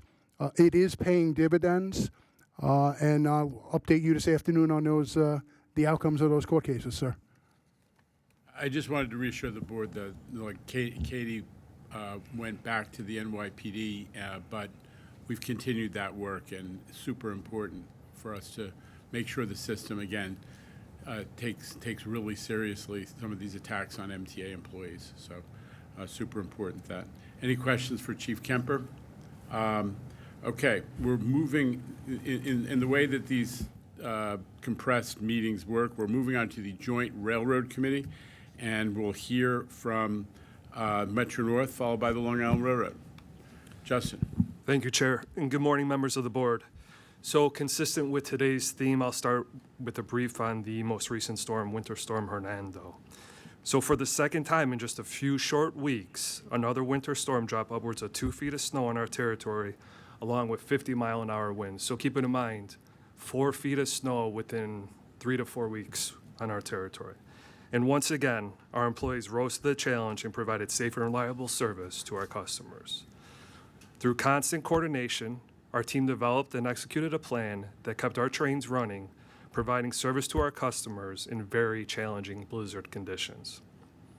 And once again, in preparation of the storm, we tested and confirmed that over 400 pieces of snow fighting equipment and 550 switch heaters were all in good working order. We pre-treated stations, yards, and parking lots, and we developed a service plan that provided safe and reliable service to our customers. On Sunday, we provided our normal Sunday service. And on Monday, throughout the storm, we provided hourly service throughout the day with our weekend service on the branches. And just yesterday, we operated our modified Saturday schedule, which provided about 65% of our normal weekday service. And this morning, on another winter day, we're back operating normal weekday schedule with just a few minor modifications. Ridership was understandably low throughout the storm, but we still saw hundreds of customers on many trains, and those customers had no other options. They relied on us to get to jobs they couldn't miss. They relied on us to reach critical medical appointments, and they relied on us for life's essential needs.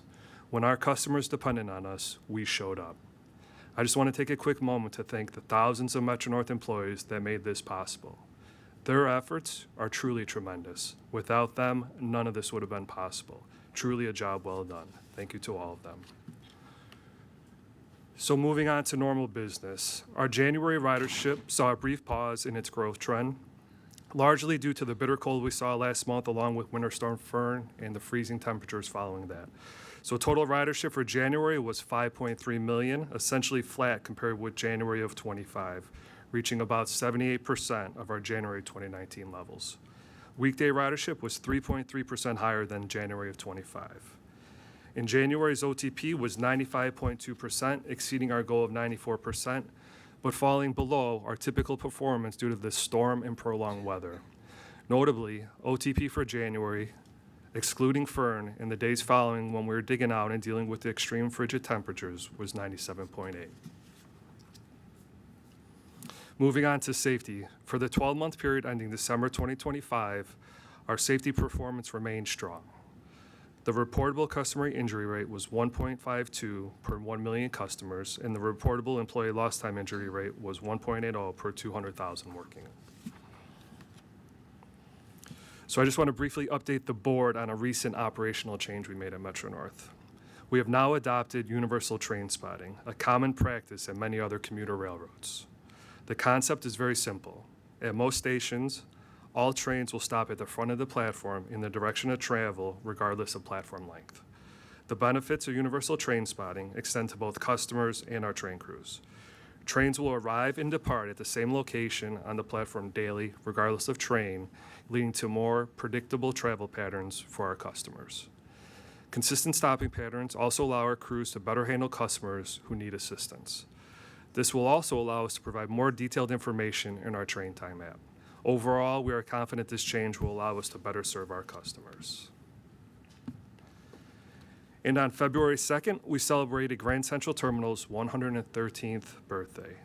GCT made its debut on February 2nd, 1913, and the terminal looks as beautiful as it did on opening day, thanks to the tremendous work of the GCT building maintenance team. And as it did over 100 years ago, GCT continues to serve as a major New York City attraction, drawing both residents and tourists while serving as a key hub for transportation. Thanks to the opening of Grand Central Madison, it has never been easier to connect between Metro-North, New York City Transit, and Long Island Railroad. As a result, more customers are taking advantage of the combo ticket to travel on both Metro-North and Long Island, with 2025 sales up 25%. But transportation isn't the only thing going on at GCT. We continue our strong partnership with MTA Real Estate, and 2025 was an exceptional year for both retail activity and event activations. Retail occupancy is above 90% with 5 new openings in 2025 and more planned for this year. Total retail rental revenues are up 31% from 2024. Event revenue reached an all-time high of $3.4 million in 2025. By doing business differently, creating new event coordination processes, and expanding locations available for events, we were able to support a record-breaking 82 total events throughout last year. If you haven't already, be sure to stop by for one of these amazing events at GCT. That concludes my remarks, unless there's any questions. Apropos of your last comment, I just want to acknowledge David Florio and the folks who do that retail leasing. If you've been in Grand Central, what used to be the Michael Jordan space now has a very elegant restaurant in full operation, and a lot of other, the Grand Brasserie, which is across from the old Vanderbilt Hall, has activated that space. Grand Central is really hopping, retail-wise and destination-wise, and that team has done a great job. Well done. Anybody questions for Justin? Mr. Valenti. Thanks, Chairman. Not a question, but I'd be remiss if I didn't make a comment about the job labor did in the storm and in the blizzard. During Monday's blizzard, Metro-North Railroad is able to maintain service, running on a reduced weekend-type schedule, hourly-type scheduled throughout their storm due to the intense around-the-clock labor of the crews. We kept service running by operating snow fighting equipment, clearing switches, monitoring tracks, maintaining signals, and running trains through the blizzard and its aftermath. Labor traversed through hazardous road conditions in the heart of the blizzard to get to work. While many get a snow day or a remote work day, it's not an option for most craft employees. Monday is just another example why labor at Metro North and throughout the MTA deserve the recognition they're getting today, deserve the praise they're getting today, deserve to be rewarded for continuing to answer the call through these adverse conditions, making the agency the best in the business. Thank you. Thank you, and thank you to, through you to the folks that you represent. I think we're very clear on how much we appreciate the effort that's been put in. So let's hear from Long Island Railroad. Mr. Leathers standing by as well. Thanks. Thank you, Chair. Good morning. I also want to start by reviewing the historical storm that hit Long Island and the region, which brought Long Island in particular 30 inches of snow, in some places over 30 inches, 35-mile-an-hour sustained winds, and gusts of 89 miles an hour winds. Those are hurricane-force winds. Snowdrifts, as the chairman had mentioned, of at least 8 feet high in particular locations on the railroad. This was one of the worst, if not the worst, blizzards that hit Long Island in recorded history. Keep in mind, as Demetrius had mentioned, the forecast just on Friday called for about 3 to 6 inches of snow. That's 2 days before the storm. We had to act fast and adapt to a rapidly evolving forecast. Extensive planning went into our response to this storm. So based on a significantly upgraded forecast, we implemented a planned, orderly shutdown at 1 a.m. on Monday. This planned, orderly shutdown allowed us to ensure the safety of our customers and employees. The last thing we want is to strand the train in conditions that make it perilous to rescue. It also permits our employees to focus on what they should, snow clearing efforts. Over 1,800 employees battled this historical storm, operating and maintaining 4 de-icer trains, multiple patrol trains. They also operated 15 pieces of on-track snow clearing equipment, clearing snow from switches, third rail, platforms, yards, and parking lots. Now, just to paint the picture on that, that's 126 stations spread out over 120 miles, 700 miles of track, 65% of our system is electrified. There are 916 switches in our property, and there's 35 yards with multiple tracks within that yard. Now, you've heard of the sixes theory. Well, I've been here for the 96 storm, the 2006 storm, the 2016 storm, and now the 2026 storm.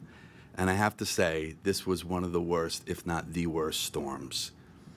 I cannot begin to thank our incredible Long Island employees enough for their heroic efforts, because that's what they are to me, heroes. I always say, when things are at their worst, we are at our best. Thank you for everything you did and that you continue to do. So on to normal business. In spite of the brutal January weather, which seems like it's a theme this winter, ridership continued to increase modestly, obviously impacted by the weather. January total ridership was 6.1 million customers, about a 2.3% increase over January of last year.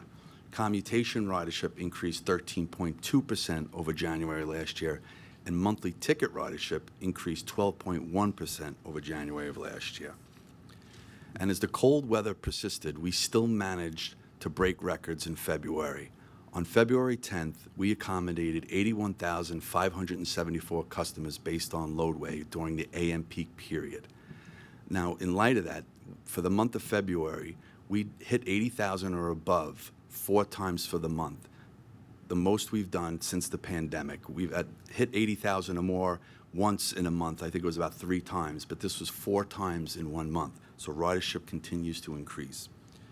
January's total on-time performance was 94.5%, above the goal, even with the weather.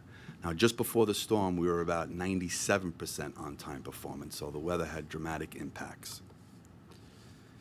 And for onto safety, for the 12-month period ending December 2025, we realized a 27% reduction in the customer injury rate and a 15% reduction in the employee injury rate. And for St. Patrick's Day, we'll be providing 4 extra AM trains into the city for people wishing to attend the parade. And during the PM, we'll have extra trains ready to accommodate customers if necessary. And that concludes my remarks, and I'll answer any questions you may have. Mr. Grodnick.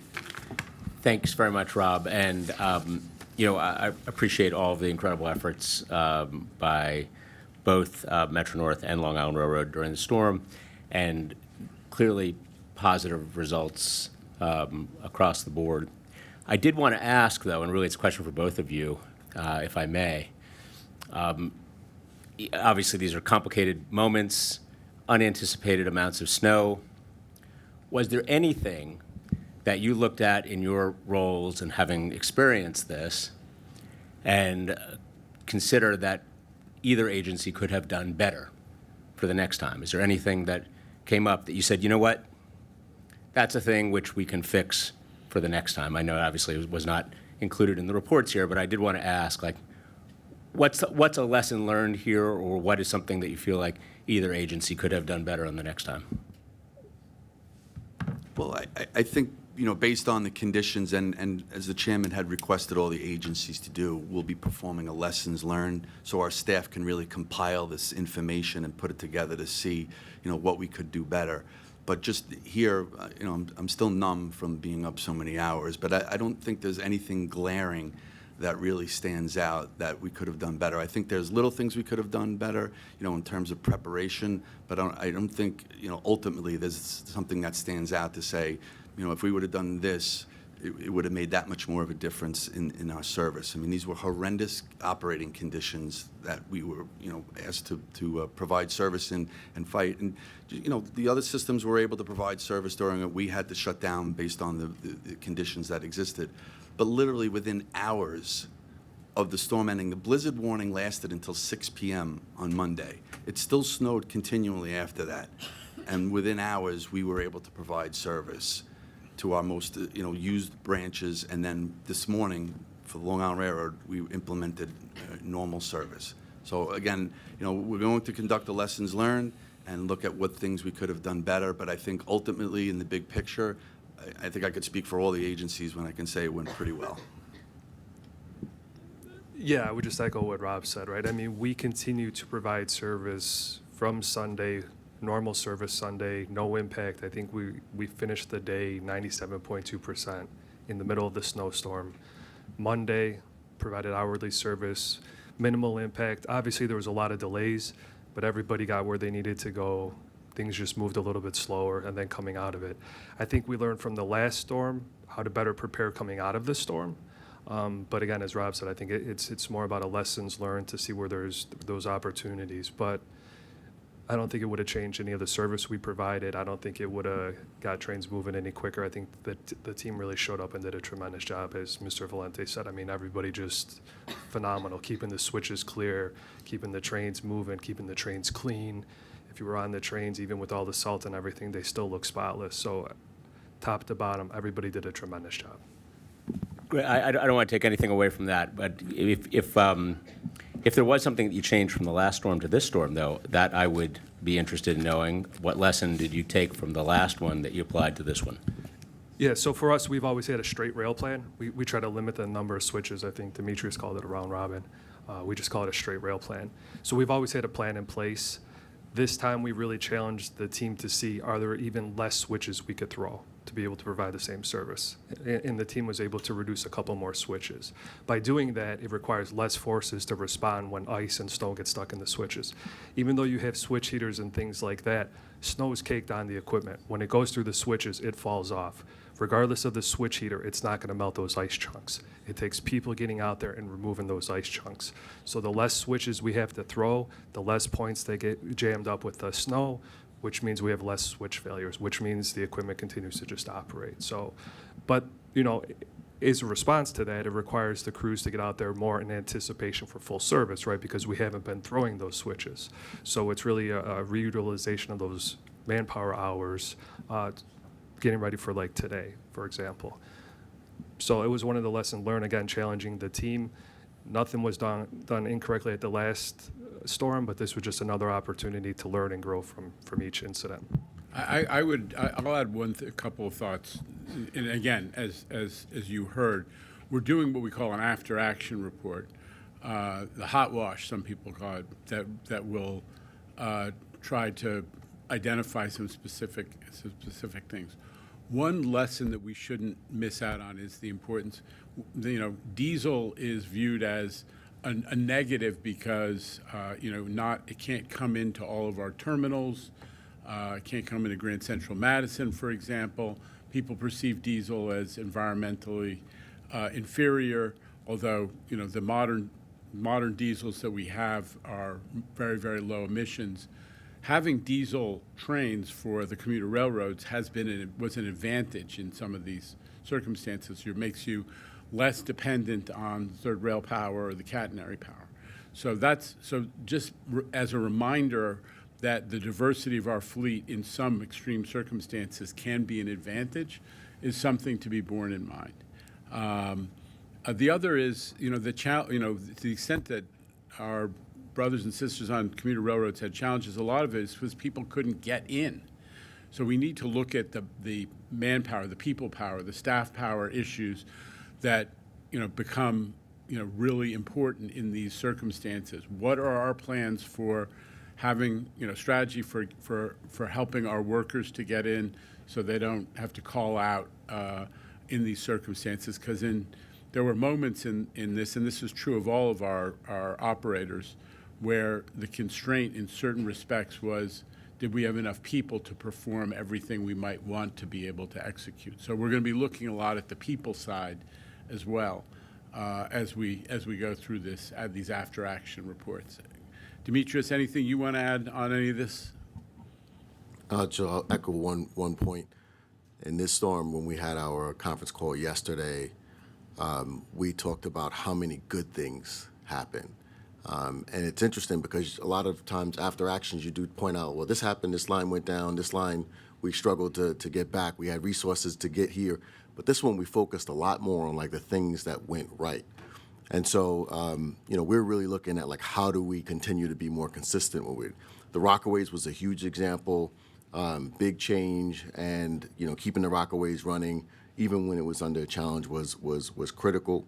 I would say the people was a very big important part. Talking to the folks, making sure that they were sheltering in place, having people in position so that the following day people were there to be able to get on their trains, there to get on their buses. That allows us to be able to recover even quicker. You have people there that remained throughout the storm. I was on property from the start of the storm until it finished, and some of my people were there as well. And so that commitment to making sure that we provide service every day, we wanted them. We took care of them, but we wanted them to be on property to be able to do that. And the last thing I'll say is, I think on the paratransit side, making the decision to reach out to people in advance, canceling the non-essential trips. Paratransit still ran service throughout the blizzard, but they canceled non-essential trips.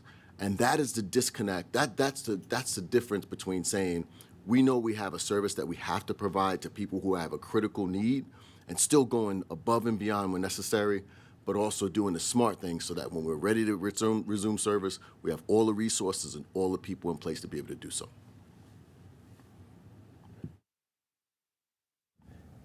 Thank you, Chairman. So this past Sunday's snow blizzard tested our infrastructure, our operations, and most importantly, our people.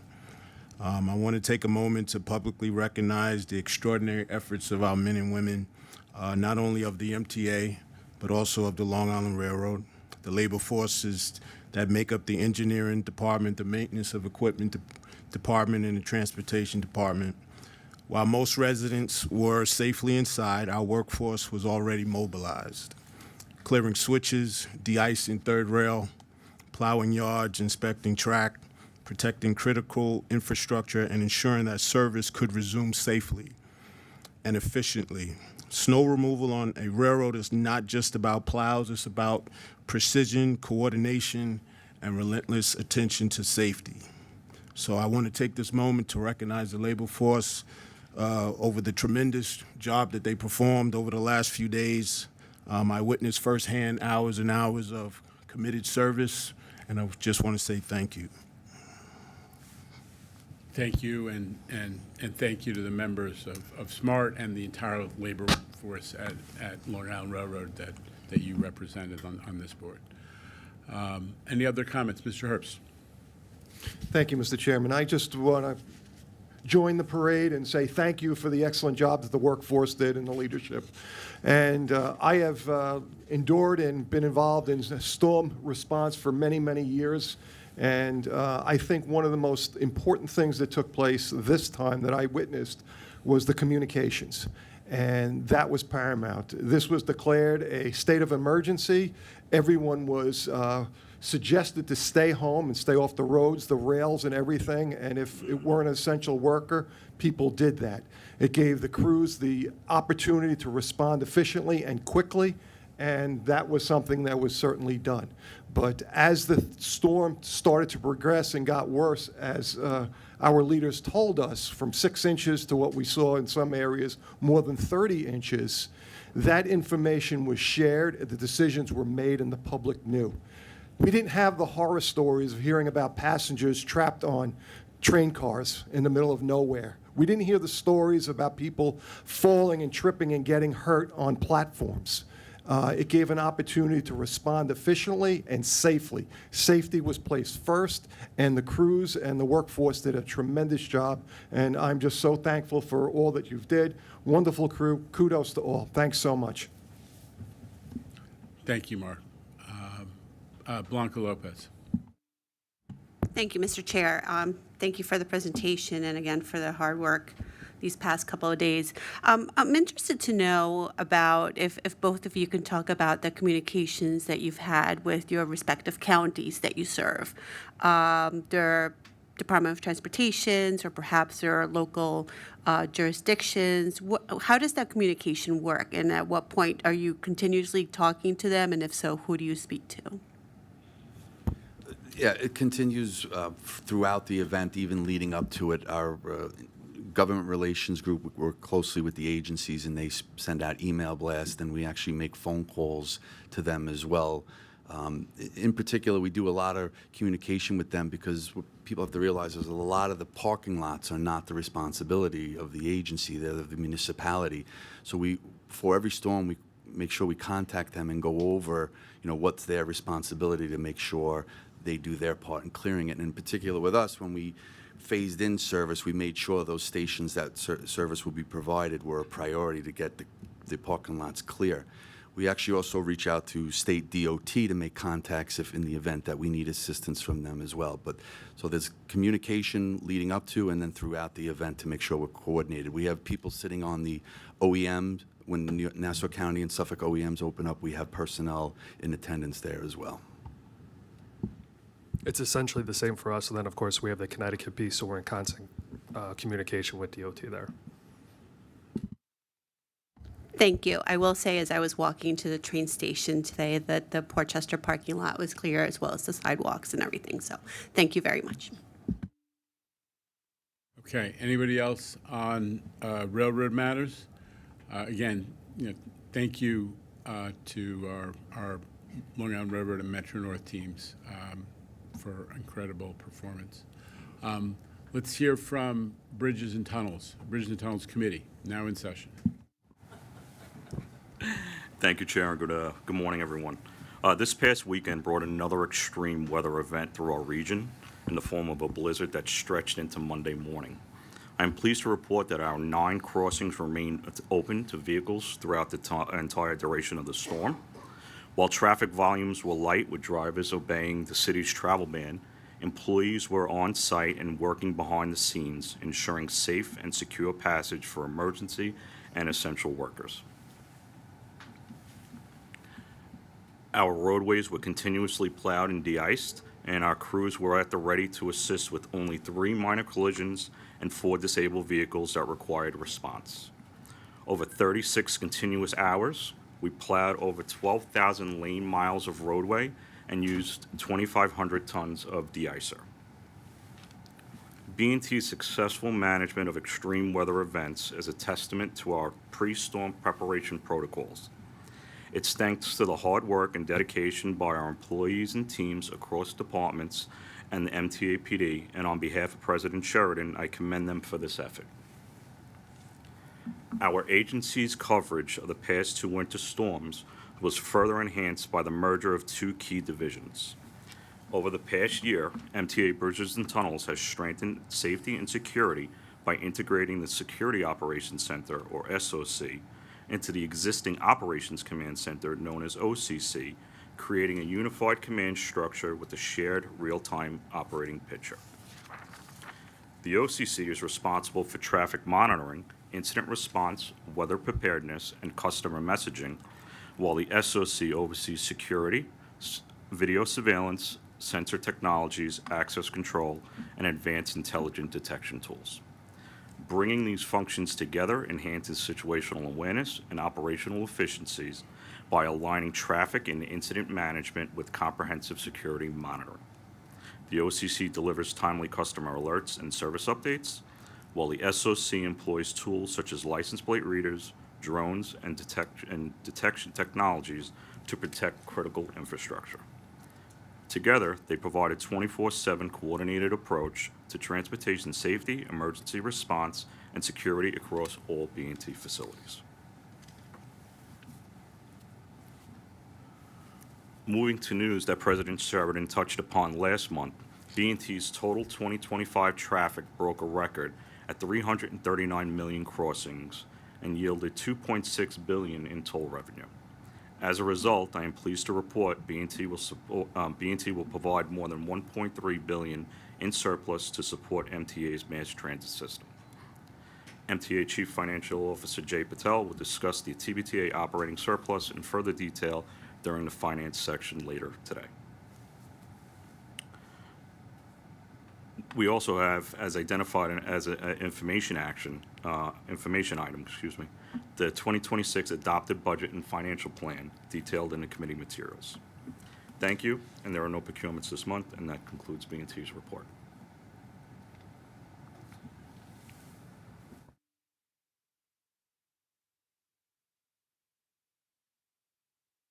Questions for Bridges and Tunnels, Mr. Grodnick? Just one from me. Thank you. Looking in the book on the congestion relief zone vehicle entries, it looks like there was an overall decrease in the number of vehicles entering the zone from December to January. In fact, the decrease is pretty significant to January, going to under 15 million from what looks like it was probably around 17 million. Am I reading that right? And also, can you do you have any explanation as to what is happening there? We will actually have to look into that and get back to you with that information. Okay, thank you. I missed the question I was getting asked. What was the issue? It was so beautifully stated the first time, I'm hesitant. No, Okay. I'm kidding. No, I was asking about the congestion relief zone vehicle entries. They're down in January pretty significantly from around 17 million down to maybe a little bit shy of 15 million. And I was just asking. December versus December? Yeah, December to January. That and it is, I can answer Okay, that good. one. The answer is January is always the low point in travel in the city. And so that follows the historic pattern, the monthly cycles. We always start lowest in January, and then it rises through the spring, and then drops off for the summer, and then it rises back to a high point in December in the end of the year. So that's consistent with historic pattern. Jay Patel. If I can add, right, we also had 2 days in the winter weather, right, Sunday and Monday, so that was traffic low volumes for our B&T crossings. But I wanted to give you sort of a point as well. Congestion relief revenue for the month of January was still $62 million above budget that we had planned. So it was a net of $53 million for the month of January. So it's still on target for revenue purposes. Also on target is our reduction versus the projections absent the congestion pricing program, double-digit percentage reductions in traffic. Mr. Zuckerman. A minor analytical point. It'd be useful now, I think, since we have a year of data. Let's just now compare January to January. There's no reason to do over month to month. We should look at January of 25 versus January 26, et cetera. Dr. Zuckerman's will be done. Thank you. No, but it's right. You're correct. It's always year over year that we should be looking. Yeah. Okay. Good. Okay. Thank you for a time-consuming dialogue on a statistical point while our presenter was stuck in the elevator, right? So with that, unless there are other questions about bridges and tunnels, Tatiana Levine will, from Strategic Initiatives, now settling in, will give us a presentation. This was delayed from last month. This is about Customers Count, which is our big survey that we do twice a year, and it tells us a lot about what our customers are thinking and saying. And Tatiana, now that she's settled, is ready to present it. There you go. Hi, everyone. Thank you, Chair. Thank you so much for having me. I'm pleased to present the findings of our full Customers Count survey for Subway, Bus, Accessoride, Long Island Railroad, and Metro North. The study was conducted in the end of October, beginning of November, and customers were asked to think about their past 6 months' experience with each mode. So the data you will see today reflects last few months of spring, summer months, and beginning of fall. We were able to get a very large base size for each mode. We got 85,000 subway line evaluations, 45,000 bus route evaluations, and over 17,000 respondents for both Long Island Railroad and Metro North. These large sample sizes are very typical of our study, which is the largest transit-related customer survey in North America. Our sample is, as always, weighted by ridership, by average weekday ridership. We also do a census adjustment on income and minority status. For Accessoride, we now do a monthly satisfaction survey that is separate from Customers Count. And in October, we had about 2,800 respondents. So starting with the subway, we've seen consistent improvement across all satisfaction metrics over the past 3 study waves. Overall satisfaction, that is shown by the blue line, reached 62%, which is the highest since the online survey began in 2022. This represents a 5-point increase compared to last spring and is strongly linked to customers feeling safer in the system and more satisfied with service quality. Let me show you what's behind these trends. So this chart shows primary drivers of overall satisfaction for Subway in order of importance. Each blue bar shows the difference from last spring, as well as overall satisfaction with each particular attribute. Service reliability is now the criteria with the strongest impact on overall satisfaction, meaning the more people are satisfied with service reliability, the happier they're going to be with the subway experience overall. Other important key drivers such as waiting times, frequency of delays also saw an increase. Safety on board, importantly, which has historically been the most important driver, moved down in importance for the first time. This shift suggests that safety is becoming just slightly less of a concern to customers. Let me show you. Here you can see how customers feel about safety in different locations, on trains, on platforms, and both have steadily improved over the past 3 study waves and are now at the highest level since the study began in 2022. This is connected to the efforts and deployments of our NYPD partners, and we appreciate their day in and day out focus on confidence in the subway system safety. Cleanliness scores have also risen, with a notable 7-point jump since last spring in onboard cleanliness. This bump is driven by initiatives that launched by the subway team last spring, and they include realigning staffing levels to match ridership trends, increasing quality assurance visits, and standardizing cleaning protocols and stocking levels. Station cleanliness has also been improving, and that has been supported by enhanced staff training and establishment of cleaning standards and guidelines. A result, a 5-point increase in overall station cleanliness satisfaction, one of 3 consecutive increases over the past 2 years. And lastly, on subways, we track satisfaction by line, and nearly all subway lines saw increases from past spring, indicating that the operating performance improvements are being felt across the whole system. The top rating lines are the 7, the G, and the Q, and the G especially had a 7-point increase since last spring, partially driven by the introduction of the new R211 trains. 6 subway lines have experienced increases of 5 points or more, and those are shaded in the light blue colors on the slide.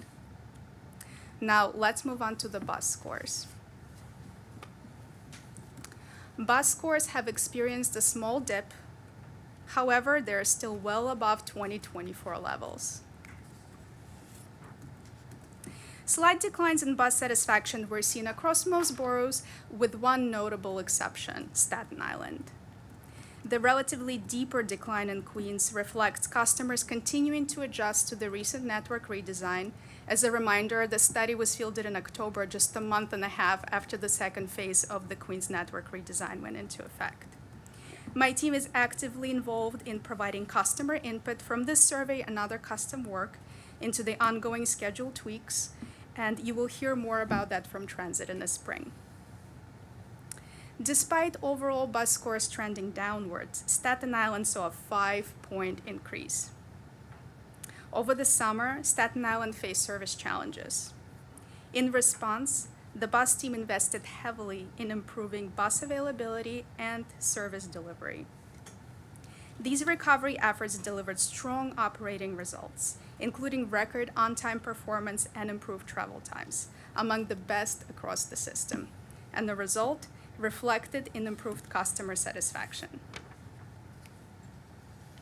And now let me give you a snapshot of paratransit. Accessoride customer satisfaction remains consistently high in 2025, even as ridership continues to increase. We know that being picked up on time is one of the highest importance to customers, and we've consistently seen satisfaction scores exceeding 80% on this metric. Paratransit's goal is to maintain this performance even as ridership demands increase. Okay, now let's move on to the railroads. This slide shows overall satisfaction with both Long Island Railroad and Metro North, going all the way back to the beginning of the survey. You can see that both are doing very well. Notably, Long Island has been able to sustain strong gains from spring 2025 and remains at 80% satisfied despite Amtrak tunnel repairs. And Metro North also continues to do very well with overall satisfaction at 87 despite a slight decline. Let me show you some more data points about each railroad. For Long Island Railroad, about 20% of customers say that they always have to transfer, and mostly at Jamaica. Transfer experience for these customers has been the top driver of satisfaction for the past 2 years. After Grand Central Madison opening in spring 2023, only 33% of customers who always transfer said they were happy with their transfer experience. Since then, Long Island Railroad made a lot of improvements, focused on Jamaica OTP, earlier platform assignments, clearer info on train time, and more platform announcements. All of these efforts resulted in now 56% of customers who always have to transfer being satisfied with their transfer experience, a very substantial gain in just over 2 years. And now let's turn to Metro North. which continues to deliver strong performance. So this slide shows satisfaction by line and line segment. And Lower Hudson leads the system with an impressive 91% of customers satisfied.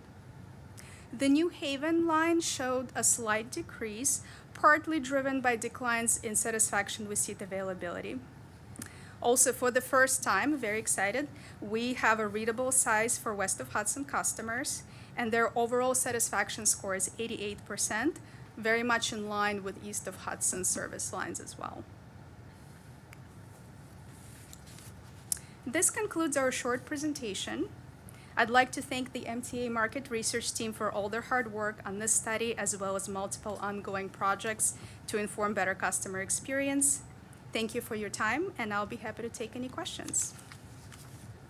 Mr. Albert, Mr. Zuckerman, Mr. Grodnick. Can you put the list of items on New York City Transit back on the screen for a moment? This one or earlier? No, it was like the first one on approval ratings. Subways. Subways. Just a second. No. Subways.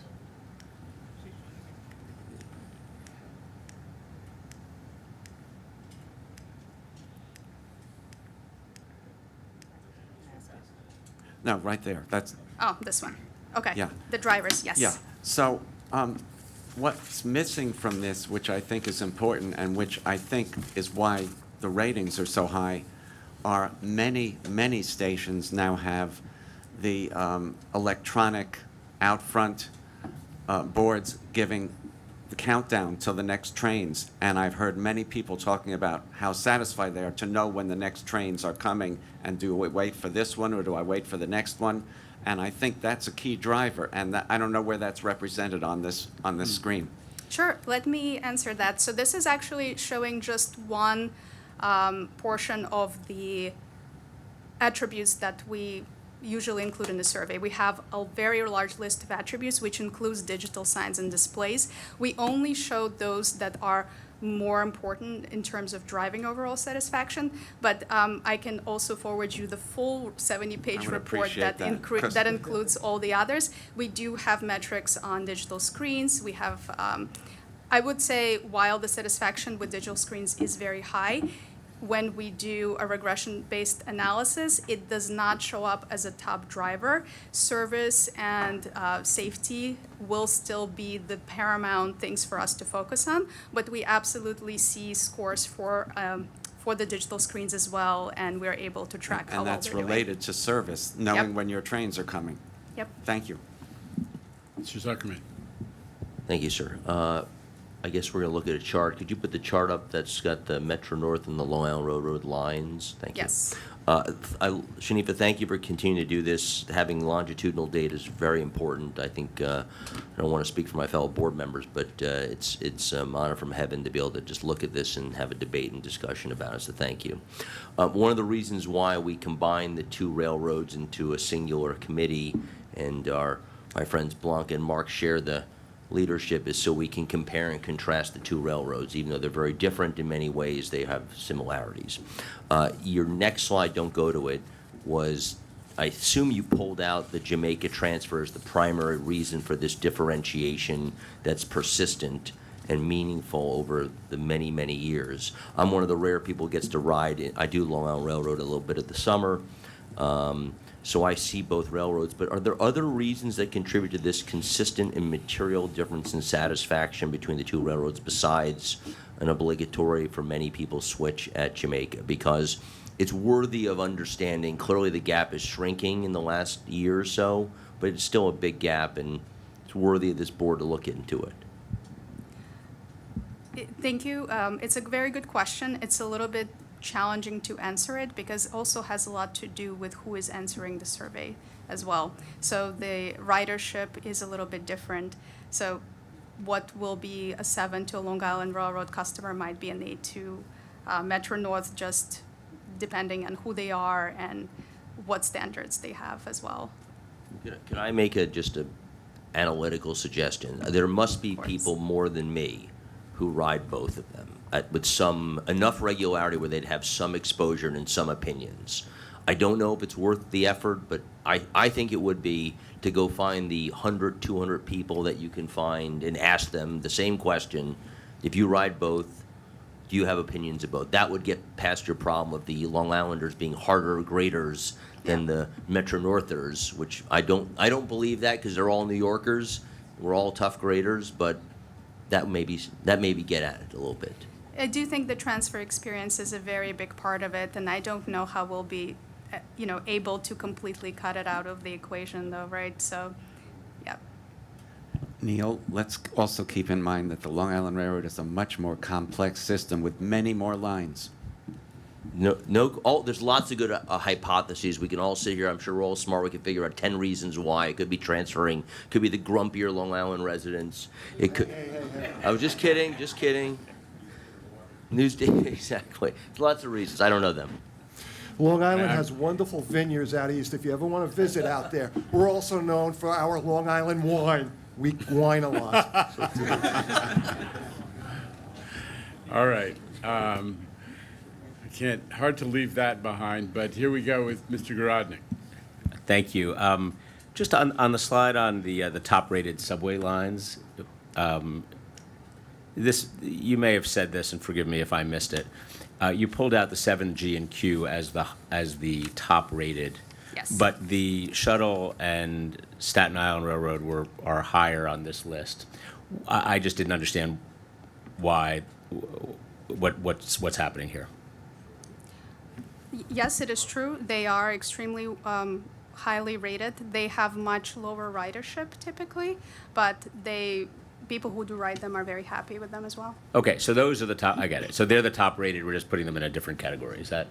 Yeah, because they relatively have a smaller Yes. Okay. ridership. Okay. Exactly. All right. I understand. Yeah. Thank you. Yep. Andrew? Yeah, so does the amount of work going on a line affect people's ratings of a line? Because for the longest time, the 7 and the L, the two discrete lines that were CBTC equipped had the highest rating, the most frequency. But the L has had a lot of work running on it. Has that disapproved some of the ratings? Does that count on people's ratings? If work is going on, lots of weekends and what have you? Oh, absolutely, it can. We saw, for example, when there was a lot of work on the G, it definitely impacted the score. But now that the work is done, the scores bounced up pretty quickly. Thank you. I think what you're hearing, if I may, is a real interest in the since you have so much data and you have a sophisticated methodology, can you dig a little bit in the causal, what you call drivers, which was sort of shorthand for what you thought were the top causal factors.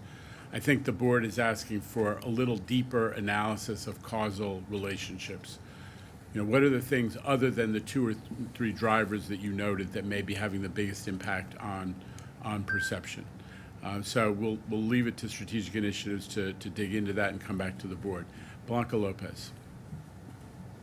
Just a quick question, because my friend Neil brought it up. Who participates in these surveys? I'm sure that there's demographic data that is captured. And if it's too complex to answer, I'll be more than happy to look at that 70-page report that you have. Sure. So we do a lot to ensure that we're getting as many people as possible and that they're as representative of each ridership, right? Like of different mode, because like for Metro North, it's going to be a very different sample than those who ride subway or bus. Over the years, we have amassed a pretty large database of opted-in customers who give us their email address and agree to participate in surveys. We also get a lot of customers by putting the survey out in the system, right? So it's on all the apps, on all the websites, bus time, train time, the MTA app, the website, also in every screen and digital display in a station. So this allows us to get customers in the moment, in the system. And also to make sure that it is as representative as possible of ridership, we weighted by line ridership to ensure that every line is represented as much as it should be. And we also look at the census for each area where the mode operates, right? So for Metro North, we'll be looking at census for the area, for the counties where Metro North operates. For the subway and the bus, we'll look at New York City. And this is where the weighting comes in. So we are ensuring that the large number of people we're getting corresponds to who lives in the area that is served by each mode. But we have demographic breakdown for all of our customers, so if that is of an interest, we can provide that data as well. And just, can you just repeat how many participants there were in this survey? Sure, just a second, let me go back. So for subways, we had 45,000 respondents. That resulted in 85,000 subway line evaluations because each person gets to rate 2 lines. For bus, 26,000 and almost 20,000 for both Long Island Railroad and Metro North. And people could select up to 2 modes if they wanted to. So some people rated multiple modes as well. It's a big survey. Mr. Bringerman, and then back to Mr. Albert for, I guess, round 3. Yeah, just a quick comment. Having ridden the railroad for over 40 years, the discrepancy between the Long Island Railroad and Metro North, I would bet you at dinner at a fancy restaurant, the discrepancy is based on transfer opportunities. I mean, just this morning, coming in, I'm trying to figure out which train to bring in, and it's like, do I go to Sayville, which has much better parking than Ronkonkoma, but then I'm gonna have to change, or do I wanna go to Ronkonkoma, where I'm gonna have to fight to find a parking space, but it's a 1-seat ride all the way in, and I chose Ronkonkoma. And basically because I didn't want to change. I just wanted to go, get on the train, take a snooze, and be done with it. So I would guarantee you that the big discrepancy, that 7 points, is probably 5 of those 7 points are probably the transfer. Oh yeah, no, transfer is 100% a very, very big factor. It's additional factors in addition to transfer are going to be a little bit harder to tease out. But transfer is a 100% a big part of the reason why there is a discrepancy. So, but the punchline is, and how great is it that Rob Free has been working hard to make sure that that transfer experience is much tighter, Jerry. And the result is the numbers have gone way up in terms of the satisfaction on transfer experience, 20 points in a couple of years. So I'm, credit to the leadership of the Long Island Railroad for focusing on that. Andrew Albert. Yes, on the subway chart, one of the items was frequency of delays. Do you break down planned service delays versus unplanned? So here in this particular study, we do not, but we do have a monthly pulse study that is charted in the board book every month. And there we ask people about their satisfaction with their last ride specifically, and that allows us to get a lot more granular in terms of what exactly happened. So we have this information, but it's just not captured in the survey because this is an overall experience, right? Like over the past 6 months. Thank you. Okay, Melvin Miller. Really quickly, and I apologize if I missed the methodology on collecting the data, but 2 things. One, are you able to correct for the transfer experience and remove it when comparing it to Metro North? I don't know if it's fancy enough to do that. So we do ask people if they have to transfer. So we could look only at people who do not have to transfer, and their satisfaction scores are much higher. So we do have the data, yes. Yeah, so I think it would be helpful just to see the comparison if you correct for that. Yes, I don't have the slide as part of this presentation, but it is available. Like if you go actually to mta.info/customer research, and the decks have been available for the past 6 months, for the past month. I believe we do have a slide on that where you can see satisfaction among those who have to transfer versus do not. Thank you. Take that, Neil. Take that. Okay. And the. But I just wanted, for the record, does Melva get the dinner with Jerry Bringerman or Tatiana? And what does Mr. Bringerman consider a fancy restaurant? Is it Rose's Pizza? We suspect. And just really quickly, my last question. Oh, two toppings? Okay, as long as it's like veggie. Okay, I don't. We'll negotiate. And the second thing is, I know, again, talking about methodology, this is a survey, but is there an opportunity to collect any qualitative data with technology now and online, just to get some of that context around some of the satisfaction questions that we're raising? I wonder if we can capture some of the qualitative data.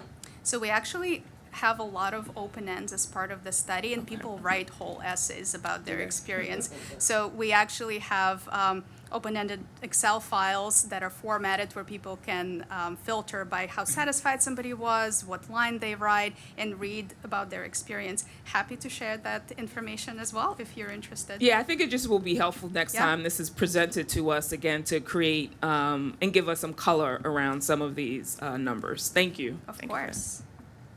Okay. Anybody else wish to be heard? Okay. That was really interesting and useful, clearly something the board is interested in.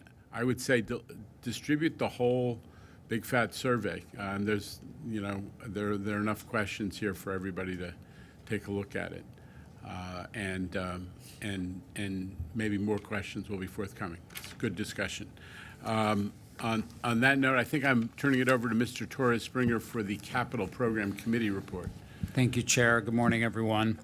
I don't have a major blizzard response report like my operating agency colleagues this morning. At C&D, our job is to get our contractors out of the way in those situations, return our outages, or GOs, as they are commonly known, back to the operating agencies when they need them, make sure that the hatches get battened down, particularly in wind conditions, and then make sure that we're shoveling out and obviously be available to assist the operators as needed. And I think we did all of that, and I want to acknowledge, because he's here, Ozzy Huertas, who's our head of safety and emergency management, whose team did a great job of coordinating across MTA throughout all of that.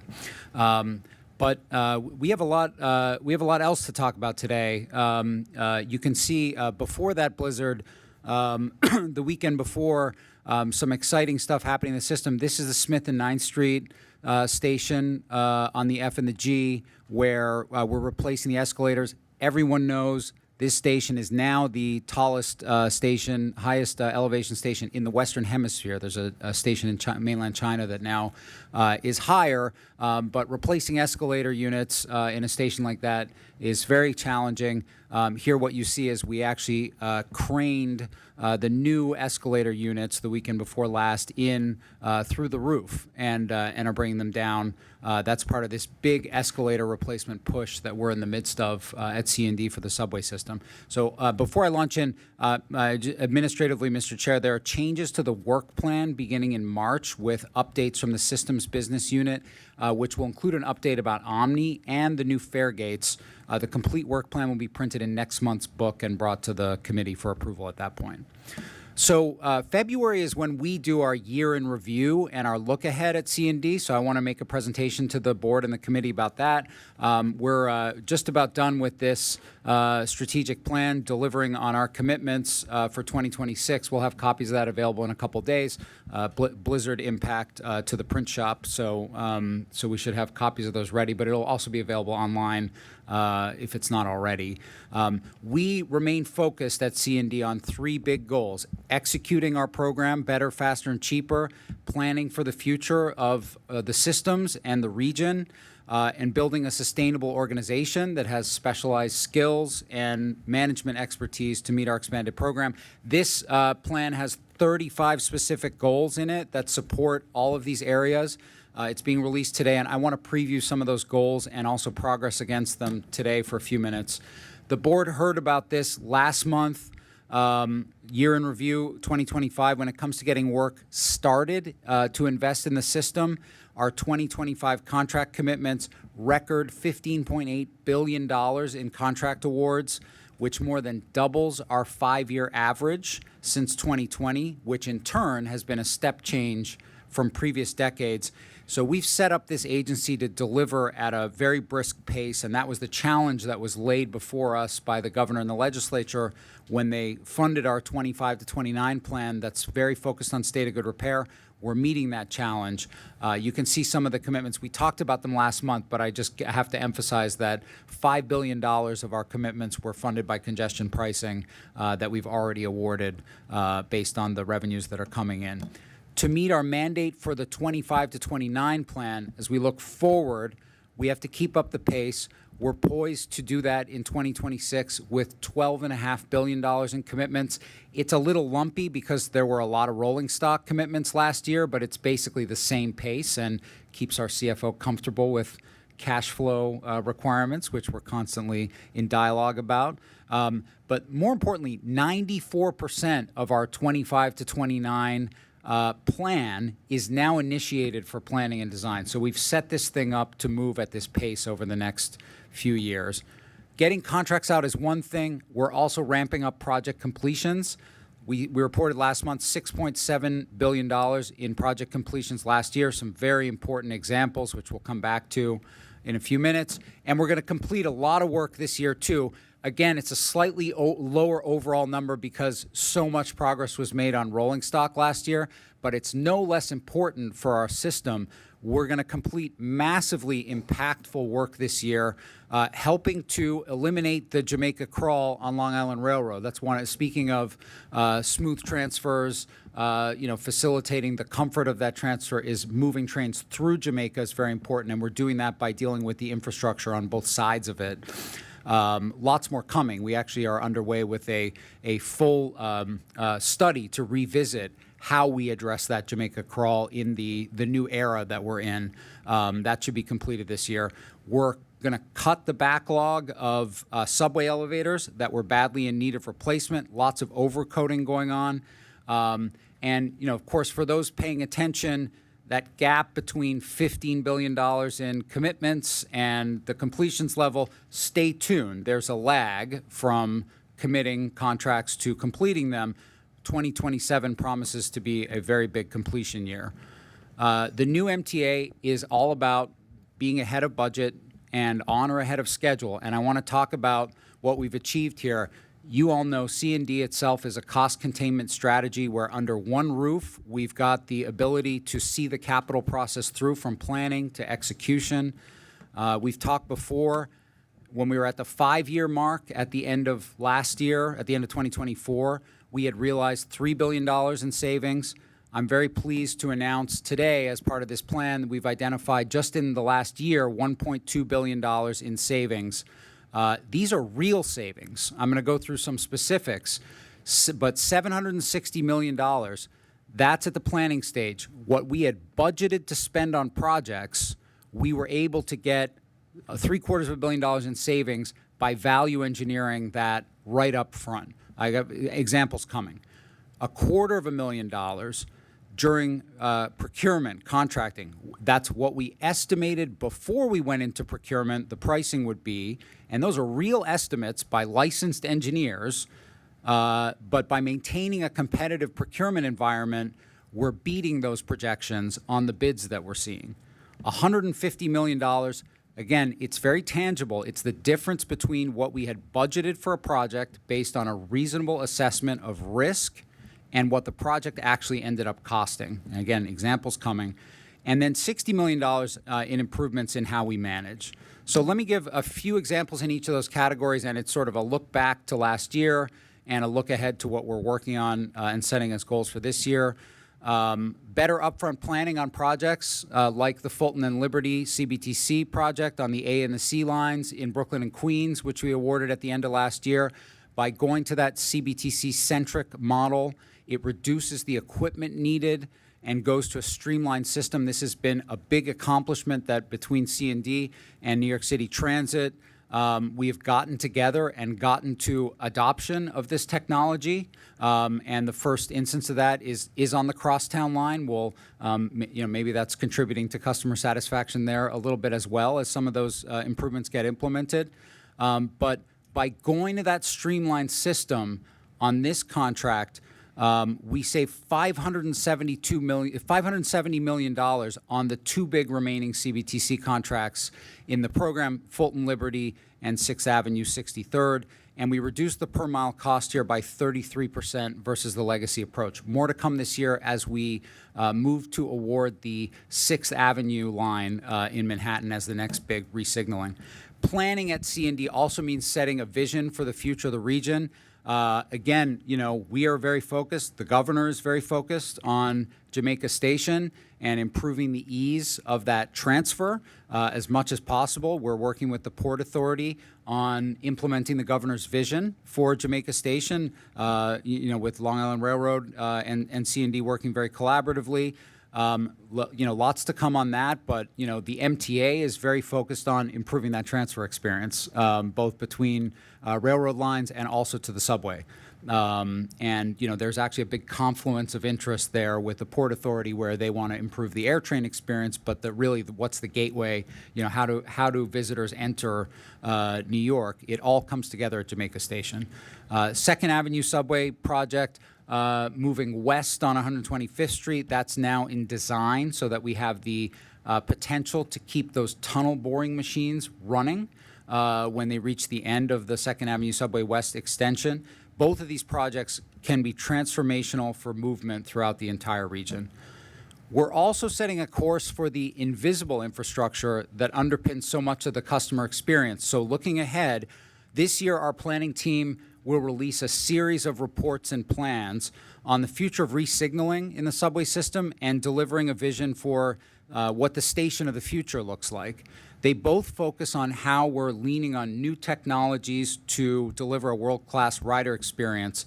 So lots to come on that this year as we get these plans together, again, with our operating agency colleagues. I do want to say we're focusing on bottlenecks where the confluence of track and switch infrastructure and the unique interlining of our New York City subway service can often see frequent slowdowns. We're really digging into that. And of course, we've already initiated work on two of the infamous bottlenecks, one at DeKalb interlocking and one at Nostrand interlocking. So that's well underway, and we'll have a vision for how we proceed with that with the rest of the bottlenecks in the system. On contracting, we're using a variety of creative contracting methods. This has been, the heart of innovation at C&D. Let me zoom in on the Grand Central Artery for a minute, which is the way that Metro North brings 98% of service into and out of Grand Central. Perhaps our boldest partnership has been with J.P. Morgan Chase, Vornado, the Rudin family, and others, also the city in East Midtown, to rebuild the Grand Central train shed underneath Park Avenue. Last year, we secured $75 million in private contributions to advance Sector 2 of that work, which will rebuild the train shed and Park Avenue above it from 46th Street all the way to 53rd Street. When we started at C&D, there was a 35-year plan for rebuilding the train shed, with a huge amount of uncertainty, in place while we were at it about whether the structure was going to hold up. With this announcement, and in part funded by private dollars, we will have over half of the train shed rebuilt in less than 10 years. That's better, faster, cheaper. That's building on $93 million we've already saved. We talked about this a lot at the board, up the Grand Central Artery at the Park Avenue Viaduct reconstruction project, which is moving at a very brisk pace. This is a design-build project. We talk about this a lot. Last year, we made important strides in improving our contracting documents and sharing risk more effectively through a lot of dialogue with contractors prior to proposal submissions, particularly through something called alternative technical concepts, which our General Counsel and Head of Contracts, Evan, is here and has spearheaded a lot of that. For instance, these massive gantries you see above the viaduct that proved to be a better way to take apart and reassemble the viaduct structure. That was the product of dialogue with contractors during procurement. We also did that last year, as you know, those two big contracts we brought to the board last year, 2nd Avenue Subway, the tunnel contract, and the CBTC for Fulton Liberty that we talked about, product of huge engagement with contractors during a procurement phase that really has yielded a lot of results.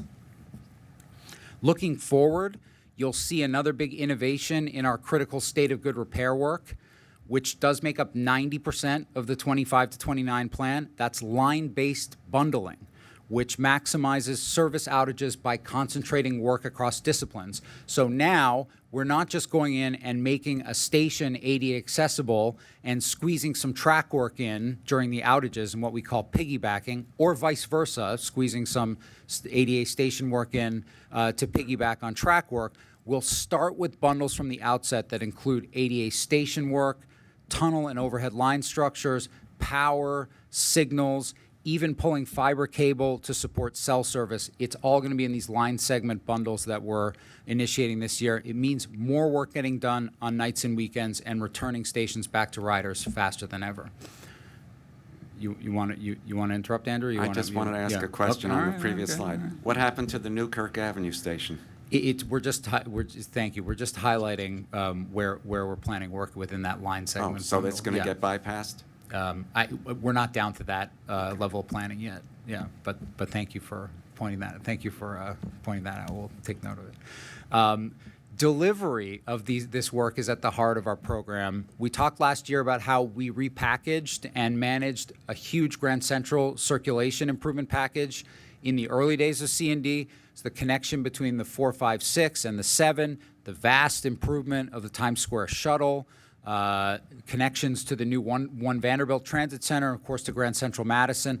All of that got done as one project. It included blowing this new tunnel at the corner of 42nd and Lexington with our partners from the Sandhogs, and all that came in $46 million under budget. This year, we're using every tool that we have to deliver projects at scale. That's expanding work done by in-house forces across the transit and the railroads, and finding new ways to engage emerging small businesses, as well as lots of project controls improvements that we'll talk to you about over the course of the year. A lot of what we do comes down to good management, so we're building an organization for the long term.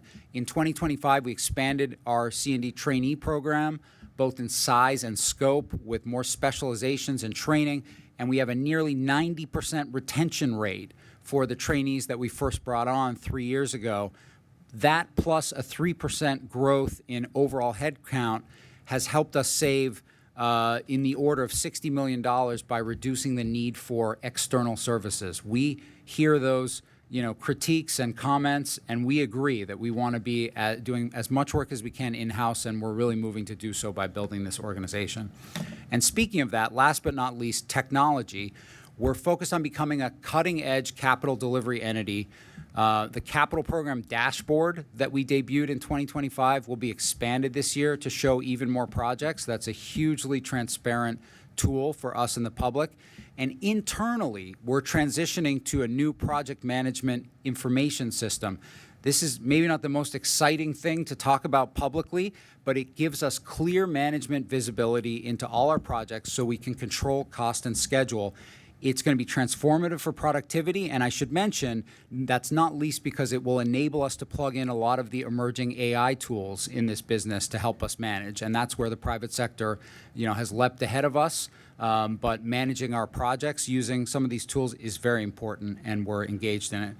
This is a shift that's emblematic of the new MTA. It's forward-looking, data-driven organization ready to deliver today and into the future. Fabulous. Questions and comments? Expressions of joy and affirmation. For expressions of joy and affirmation, I'll start with Melva. Mr. Brinkman, you're Joy. next. Maybe this is not the right forum, but I'm really interested in understanding at some point the solicitation of private investment to do some of this work outside of what we usually do when there's a clear benefit to sort of the private sector. I'm really interested in what's the selling point, how do you get them to invest, and how do we grow that?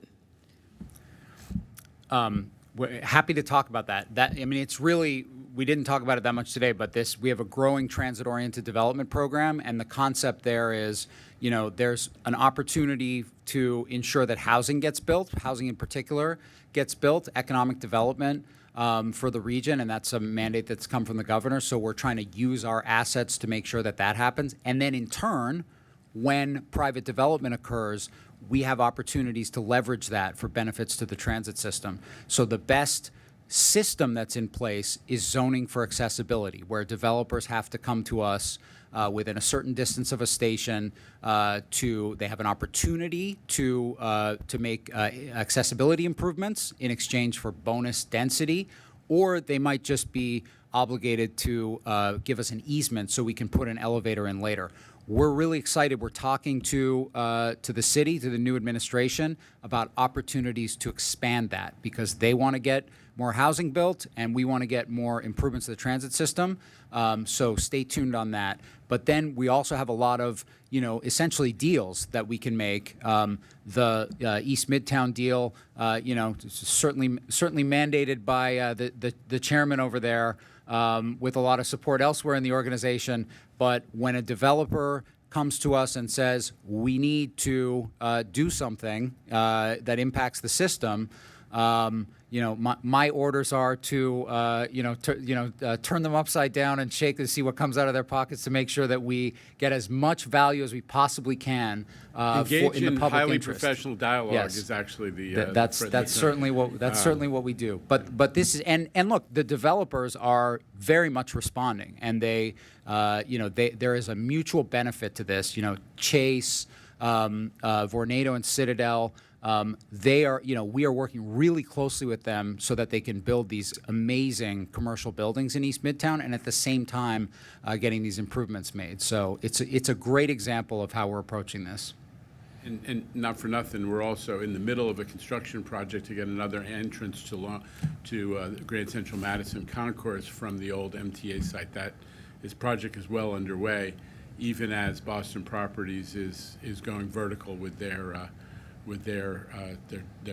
office tower at that location. Yes. And also in response, I think the question also engaged the question of P3s in transportation infrastructure. So maybe you could respond to that as well. Yeah, absolutely. We're open to P3s. It's another delivery model that proves effective. We did award the first P3, and we actually opened one of the ADA stations last week at Sheepshead Bay. That came out of that P3 with it's a developer called EAE that's working with Halmar and Forte. That's a 13-station P3. Essentially, the capital comes in privately, but that's fine. But it actually resulted in a lower bid for the project, and then the builder only gets paid if they are showing that they have built the product and they're maintaining the product to the very high standards that we've set. That's the only way they get a return on their equity. They're the only way they're able to pay off their financing, and we're certain that's going to prove effective. That package has been a little complicated because it's been bringing in some new vendors as well who are sort of getting the hang of working within our system. But we think it's a great opportunity, and it's a great opportunity for future projects as well. Okay, Mr. Brinkman. Okay, following up on the subject of private investment, as you know, we keep bringing up the subject of Metz Willets Point getting accessibility. Yep. Now we got people looking to build a casino there. Probably going to use that station. They're talking about building I think a 25,000-seat soccer stadium. Can you turn some of those people upside down and see if you could shake an elevator out of them? Or Yes, in fact, we did. The Metropolitan Park project is approved. They are not looking to, but they are building a casino, and they will make the 7-station ADA accessible at Metz Willets on their own dime. So I guess we needed to make a bigger deal of this when it happened. But with the full exposure to cost overruns, and we're in a dialogue with them. There's a lot that they need to get done out there, so we're in a dialogue with them about how that advances, what it means for a state of good repair of the station, what it means for the Long Island Railroad station. I see Rob. We're talking about all that with them. So it is a great. You're right. It's a great opportunity. you just made my day. And, you know, not to mention the fact that we got $500 million, thanks to Governor Hochul, that we've gotten $500 million from each of the three casino selectees. That is, you know, it's 2023 news. That commitment was made by the governor back then. But that is literally, you know, one of the key foundations of our operating budget solution that has made it possible for this agency to keep not just providing service, but growing service, while the rest of transit in America was struggling to stay in the black. So we've gotten a lot out of that, the casino project so far. Other questions for Jamie? I have just one thing to mention that relevant to capital projects, which is today we sent, you know, it's not a secret that we've been struggling with the federal government on the 2nd Avenue subway project. We have not been in as dire condition financially as the Gateway program because we have cash. We were able to continue the work because of our state investment in that project. So we weren't in the irreparable harm situation that gets you an injunction like the Gateway project. But it's no secret that 2nd Avenue Subway has not been receiving funding reimbursements from the federal government for quite some time.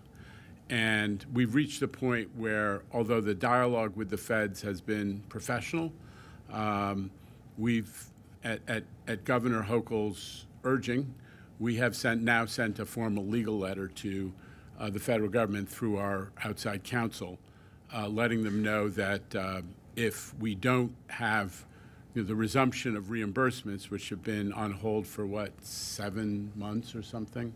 Yep. In the next week, we're going to have to actually follow our friends in the Gateway program and pursue a solution through the federal court, through the court process, because we're reaching the point. Jamie and team are actually, the project is on time and on budget, moving forward with that, getting that tunnel boring machine in the ground and getting the utilities out of the way.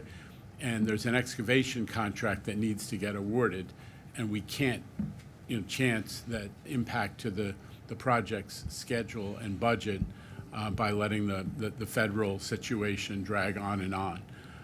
So we have sent the letter to the feds, just putting them on notice that honestly, time's up. Now, we haven't been able, we have $60 million of reimbursements, plus or minus, that have already been submitted. After they told us to stop resubmitting and stop submitting invoices, and we didn't, they actually shut down our access to the portal that is used for this process. So we have more money that, even beyond the $60 million, that's really justified to be spent, to be reimbursed, but $60 million of actual invoices has already been submitted to them, and we're moving forward with that process. We've had a good relationship with the FTA on this project to date. We'd like to resume that, but obviously, letting us get paid, which is we're entitled to do under the federal agreements. We have a formal agreement with them for this funding.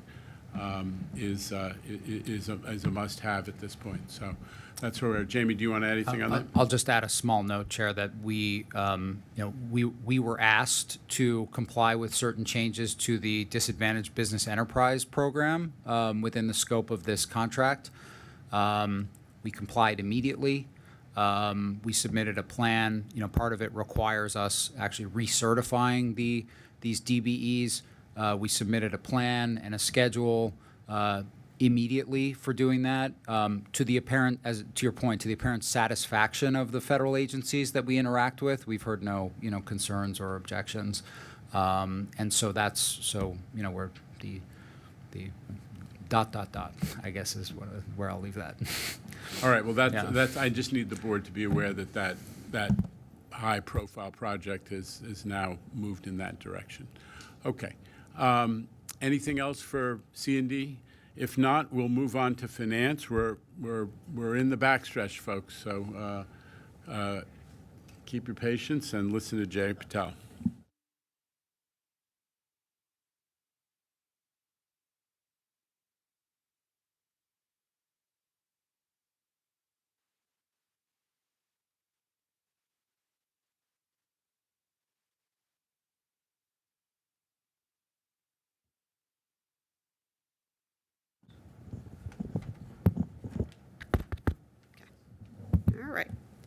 So, as I was saying, the February financial plan is on the website. It's technical, informational update. No changes that are material from the December adopted budget. The core assumptions of revenue, ridership, and expenses all remain unchanged, and the bottom line is stable. 2026 remains a balanced budget. One notable item in the plan, as the chair mentioned, in December, the New York State Gaming Commission awarded the 3 downstate New York City casino licenses. This generated one-time upfront license fees from each of those casinos, $500 million each. The MTA received $1.5 billion from those license fees.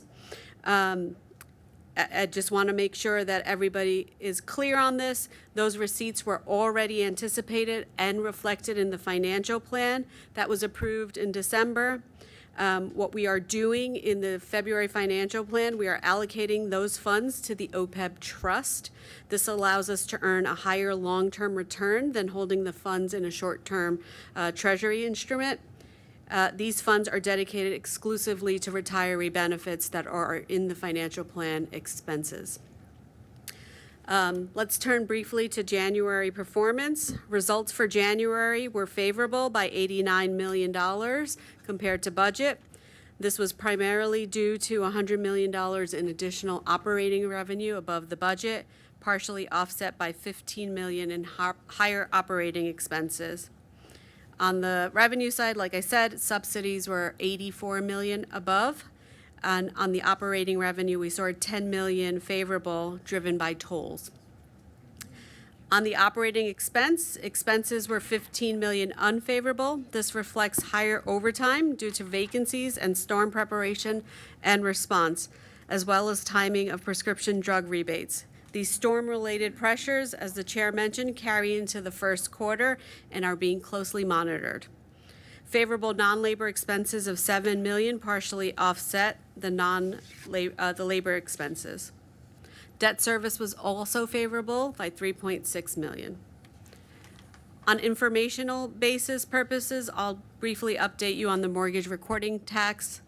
Every year, the MTA remits base and escalator payments to Dutchess, Orange, and Rockland counties. Base payments are guaranteed at $1.5 million each to Dutchess and Orange, and $2 million to Rockland, paid quarterly. Escalator payments reflect growth above the statutory 1989 baseline. For March 2026, these escalator payments total $9.2 million and are allocated among the counties according to the statute. Finally, I'll give you an update on 2 transactions the debt service team did, the results of bond anticipation notes and refundings. In February, the MTA issued $750 million of TBTA payroll mobility tax bond anticipation notes, Series 26A, to finance projects in the 20 to 24 capital program. These were fixed-rate tax-exempt notes maturing in 28 and 29.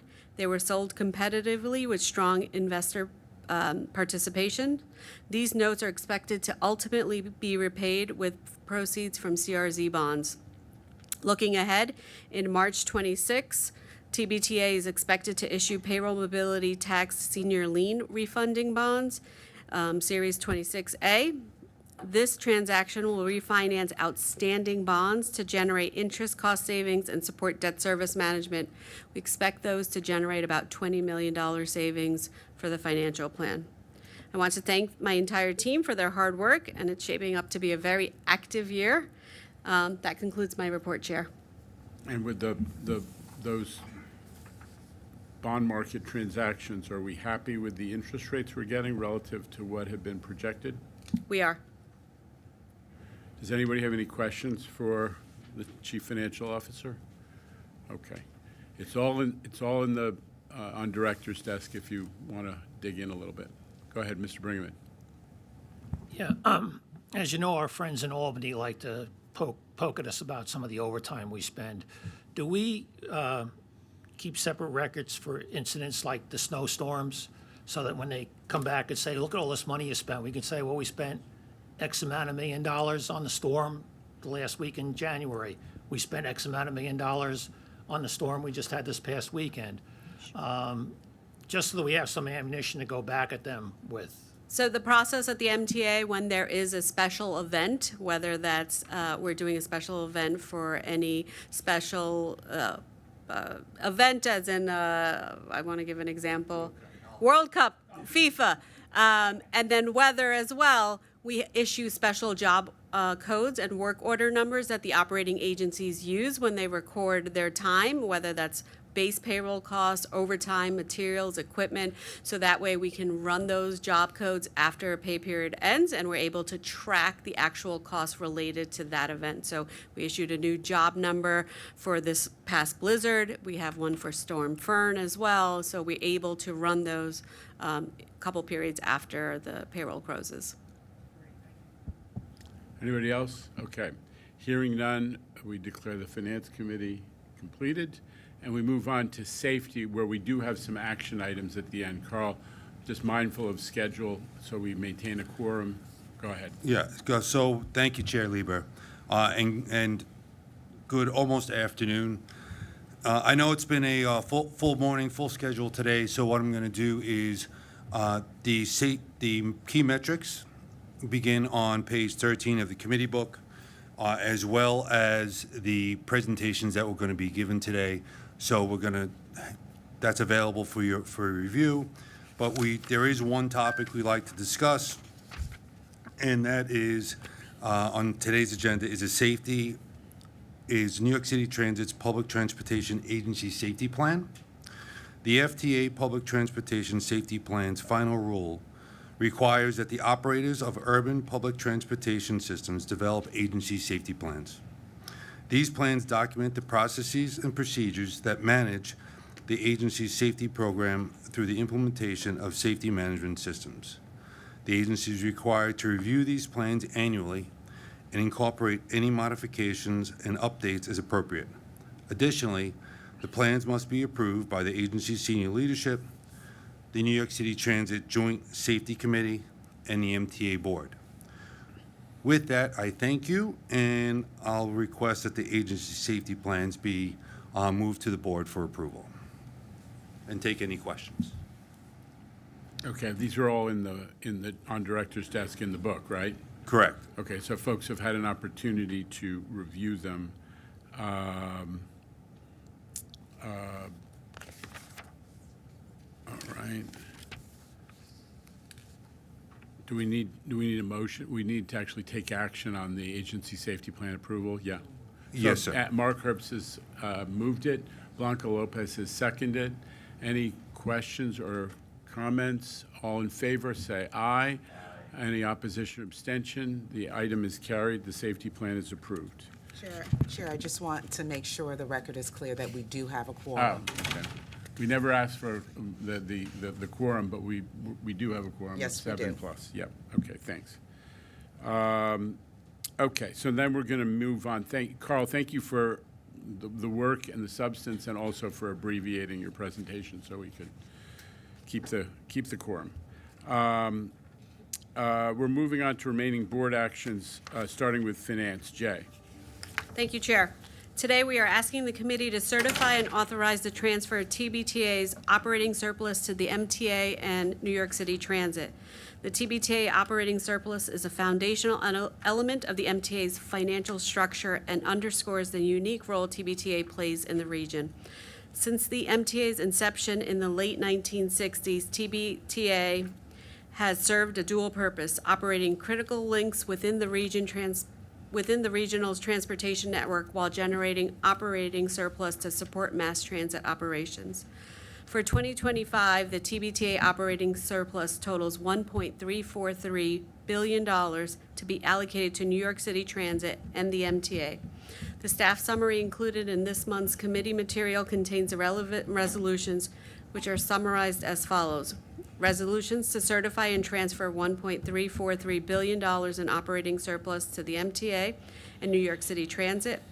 Resolutions recognizing $10.5 million in TBTA investment income to be transferred. And resolutions to advance monthly the fiscal year 2026 TBA surplus to the MTA and New York City Transit in an aggregate amount not to exceed 90% of the estimated monthly operating surplus. That concludes the finance item. Okay. This is routine business. We do it every year. Is there a motion to approve? So moved. Thank you, Mr. Zuckerman. Second, Dr. Rizzo. All in favor of the transfer requested? Aye. Any opposition or abstention? The transfer is approved. Lizette, would you present the procurement agenda for MTA headquarters? There is one MTA headquarter item this month for Finance Committee approval in the estimated amount of $7.6 million. The MTA headquarters seeks approval to award a competitively negotiated professional services contract to SC Group for homeless outreach staffing. This contract supports the MTA Homeless Security and Quality of Life program to ensure a safe environment for our customers and staff, as well as maximize the productivity of our subway co-response outreach teams, the governor's safe option support teams, and other initiatives driven by MTA city and state agency partners. The vendor will provide MTA with real-time data and analytics on quality of life conditions within the MTA's transportation facilities.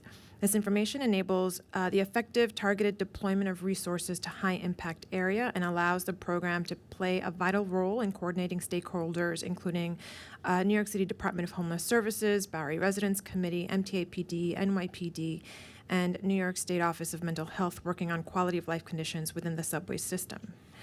Segments targeted by this contract include complex and end-of-line stations, people who appear to be suffering with severe mental illness, and others experiencing homelessness within the subway system. The period of performance is 3 years plus 1 2-year option for the total not to exceed amount of $7.6 million. I submit this item for approval.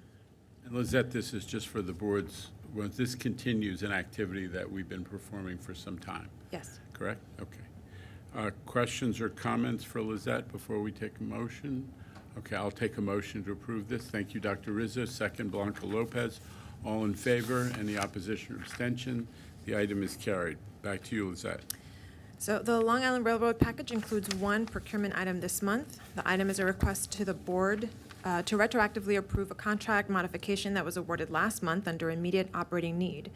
The action modifies an operations and maintenance services contract for the support of Grand Central Madison Terminal, which was approved by the board in 2024. This modification aims to increase the contract value by $1.24 million for the purchase of a substation transformer that supplies traction power to a section of track at Grand Central Madison Terminal that was damaged and rendered inoperable after an electrical fault occurred. This modification also includes the purchase of a spare replacement. The prime contractor, working with both MTA Grand Central Madison Operating Company and the Long Island Railroad Power Engineering Department, conducted a request for proposals to furnish and install the transformer. EJ Electric Installation was selected as the lowest proposer and most qualified to perform the work. I respectfully submit this procurement for board approval. Any questions or comments on this item? Okay. I'll take a motion in that case from Blanca Lopez with a second by Dr. Rizzo. All in favor? Any opposition or abstention? The item carries. Okay. I'm up again. Another one? Yeah, transit. Go ahead. Go All for right. it. Transit. The New York City Transit procurement package includes 3 items this month. The first item is a request that the board approve a 4-year extension to a contract awarded to Siemens Mobility for the continuation of software and system maintenance and support services for the automatic train supervision system on the A division for MTA IT. And also requested an additional funding in the amount of $9.2 million. The ATS-A system provides centralized traffic control, real-time train tracking, automated vehicle identification, and computer-aided automatic routing and dispatching for New York City Transit's A-Division subway line. This contract ensures availability and guaranteed response time from Siemens for 24/7 emergency support. Siemens is required to respond to emergency calls within 15 minutes of the call and to start work within 2 hours. Siemens labor rates are based on an agreed-upon producer price index throughout the extended contract term, and this pricing has been found to be fair and reasonable. The second item is a request that the board approve a 4-year extension to a contract also awarded to Siemens for the Public Address Customer Information Sign System Phase 2 for MTA IT. It also requests an additional funding in the amount of $7 million. PACIS-2 is the public-facing system that delivers real-time train arrival information to countdown clocks, as well as service disruption notifications and public service announcement to the transit's ridership. The integrated hardware and software system features operator consoles and a software test facility at the Rail Control Center, supported by redundant systems at the Backup Command Center. This contract also ensures availability and guaranteed response times from Siemens for 24/7 operational support. The third and final item is a request that the board approve an award of an estimated quantity miscellaneous service contracts for the provision of supplemental service for paratransit accessory to 4 vendors: ABBA Local Transportation, Corporate Transportation Group, D&J Service, and VGM Gov Biz, and the total estimated amount of $192.6 million for the 3-year base contract and $276.7 million for 2 2-year options. Supplemental accessorized service supplements primary carrier services to meet the growing demand for paratransit services and the need for lift-equipped vehicles. The use of sedans or TLC-approved wheelchair accessible vehicles are not authorized in the supplemental scope of work. A competitive RFP was solicited in May 2025. 74 firms were notified and 22 proposals received. The selection committee unanimously recommended 4 firms to receive awards as they provided the best value for the authority. This RFP yielded annual savings of approximately $5.9 million where compared to the existing supplemental program, which equates to approximately $17.8 million in savings over the base contract term over 3 years. I submit these board procurements for board approval. Okay, 3 in a package. I'll make the motion. Mr. Herbst is the second. Any questions or comments before we take a vote on any of this? We're in the technology business, so we're always buying a lot of technology services. Okay, all in favor of the 3 items? Any opposition or abstention? The items carry. Okay. That's it from, okay, so we've got a real estate item from Ms. Harris? Hello? Okay. Miriam Harris. Yes. Good afternoon. I have 2 items for the board today. The first is property acquisition for 2nd Avenue Subway Phase 2. I'm requesting your approval for the acquisition of a subsurface easement and a construction access license for the performance of improvement work in furtherance of the construction of Phase 2 of the 2nd Avenue Subway beneath an unbuilt portion of the New York City Housing Authority's Senator Robert F. Wagner Senior Houses Complex at 2340 2nd Avenue.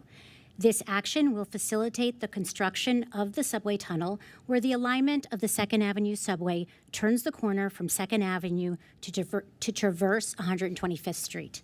The cost of the easement and the construction license were determined by independent appraisal and are $640,000 and $180,000 respectively. Thank you. Any questions, comments? All right, I'll make the motion. Is there a second? Ms. Lopez, thank you. All in favor? Any opposition or abstention? The items are approved.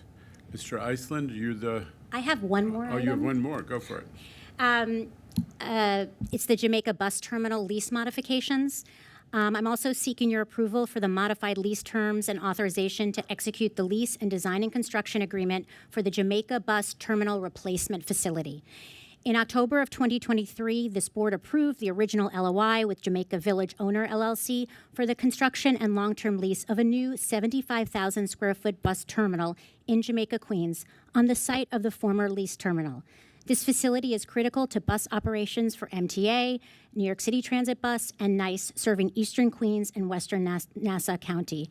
And I should note, in the context of the prior conversation, this is part of a mixed-use housing project that'll be built on the parcels with over 500 units. So that's really exciting that it's a public-private project on the former bus terminal site. Following the approval from 2023, we proceeded to negotiate the full ground lease and design and construction documents. However, due to rapidly increasing construction and financing costs, the lessor became unwilling to deliver and proceed under the original economic terms of the LOI. To preserve this essential project, we engaged in extensive negotiations to secure revised terms that remain fair and market aligned. In summary, the base rent has been adjusted and increased. And in concert with that, though we have received concessions from the lessor in recognition of that, we have eliminated market rate adjustments in the long-term lease in year 51. We received a $1.25 million landlord fit-out contribution. We also critically reduced the purchase option from 80% of fair market value from what it was originally at 90%.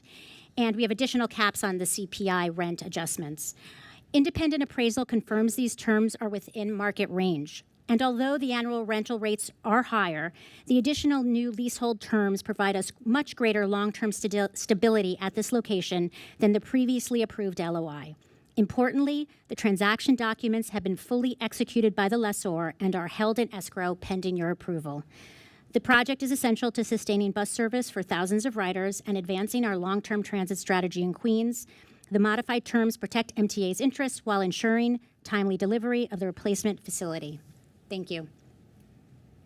Okay. May I have a motion on this one? Thank you, Mr. Garodnick. Second, Melva Miller from Southeast Queens.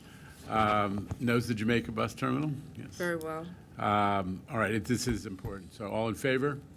Any opposition or abstention? I have a please go ahead. question.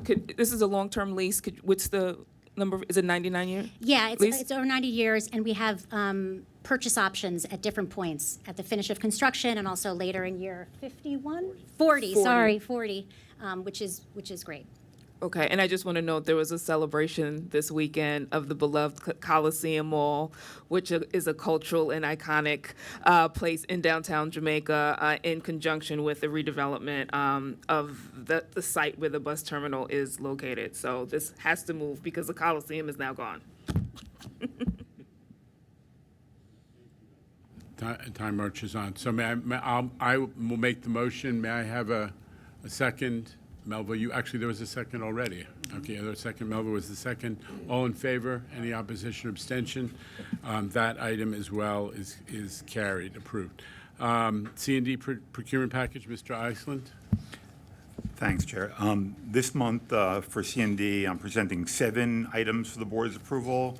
For the first 6, we're requesting approval to award 1 federally funded and 1 state-funded indefinite quantity contract to each of Battelle Memorial Institute, Aegis BLN USA, and TUV Rhineland of North America to provide independent safety assessor services for New York City Transit's signaling and train control systems. An independent safety assessor conducts independent reviews to ensure that safety requirements are being met in each phase of a project, including design, integration, and installation, testing, and commissioning. These contracts have negotiated rates, but they're $0 base with no minimum guarantee of any assignment. They'll establish a pool of pre-qualified teams that will be able to compete for task orders.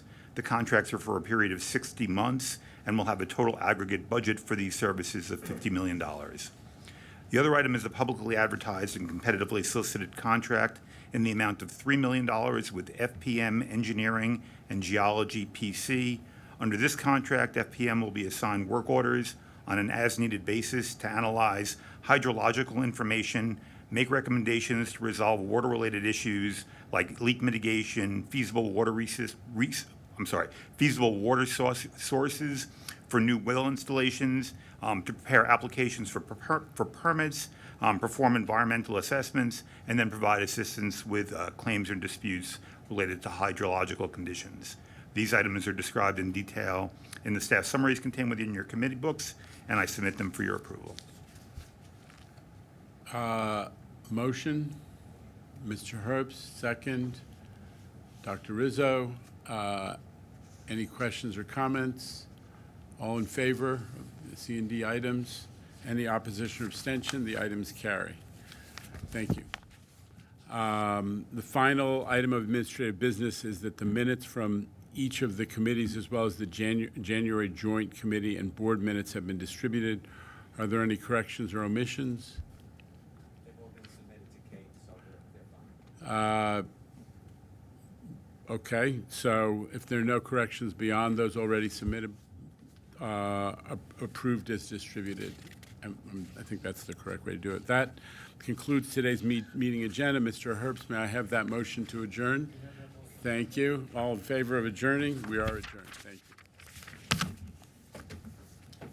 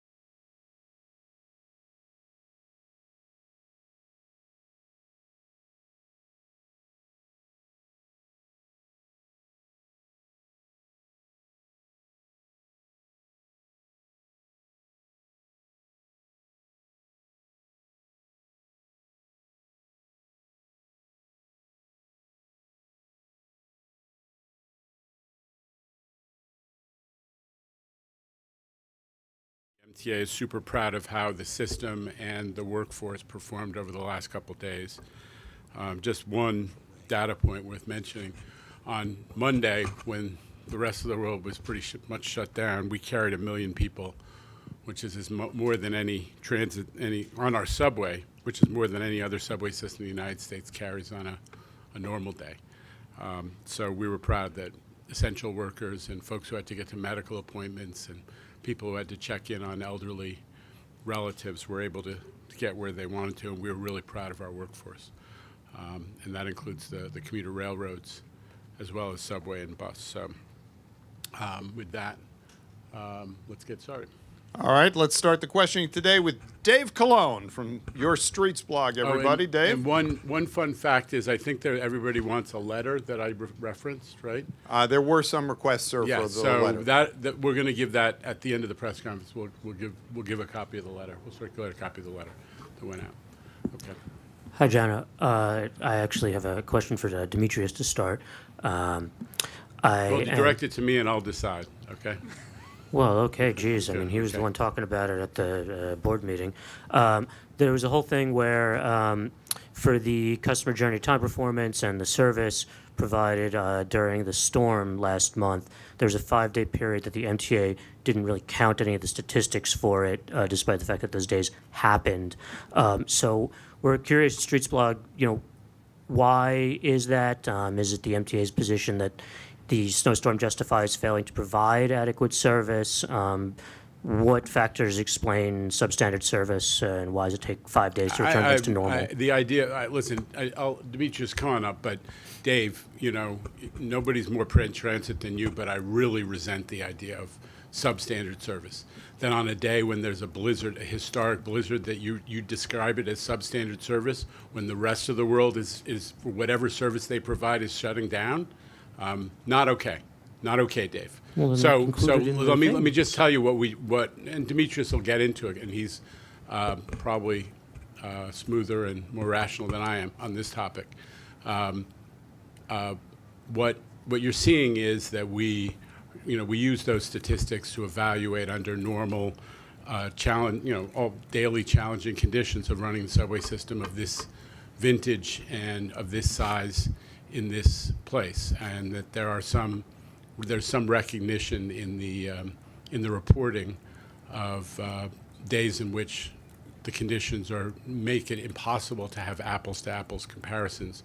You saw in the presentation that was done about service, I think it was by Demetrius, that there was an asterisk on that identified the days that were treated differently. But as for characterizing performance in the subway system during a blizzard as substandard, I don't know about that. Go ahead. So obviously it's our goal to be able to provide as much and frequent service as possible. But the reality is our on-time performance and customer journey time is based upon a scheduled service. We articulate what the service is going to be, and then whatever service we operate, we judge ourselves based upon it. In this instance, we did not operate the scheduled service, and we told customers in advance. So the headways were not the same. The starting times of trains were not the same. We made specific changes in our operation to be able to accommodate layups on the main line, so that we can make sure that our yards were taken care of.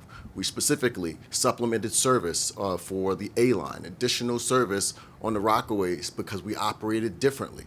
So those specific changes were specific to an operating environment of a blizzard, right? So the reality is, and this is not a new thing. This is not, you can go back and we've done it in the past. You can't judge on-time performance on a day when you don't run scheduled service. But we ran great service throughout the entire time. Are those tracked in any way? I didn't hear you, I'm sorry. Is that service tracked in any way that you can compare to previous blizzards, that you can learn from it? Well, we keep the trains that we ran and how long it took we had the actual service that we ran, but it's not based upon it's not based upon our regular timetable that's run. All right, we're going to move on. Samantha Liebman is here from New York One. Get the Sam? point. It's hard to say on-time performance when you don't have a schedule, right? Hi, Jano. That was some headgear you were sporting during the blizzard in your TV shots. It was just a hat and a. Although a viewer apparently was not happy with me wearing a dog around my hood, I thought it was, as they put it, or something. It looked good, whatever it was. I'm sure it's fake. Anyway, Second Avenue Subway Gateway just filed a motion in court saying that that the shutdown cost them millions of dollars.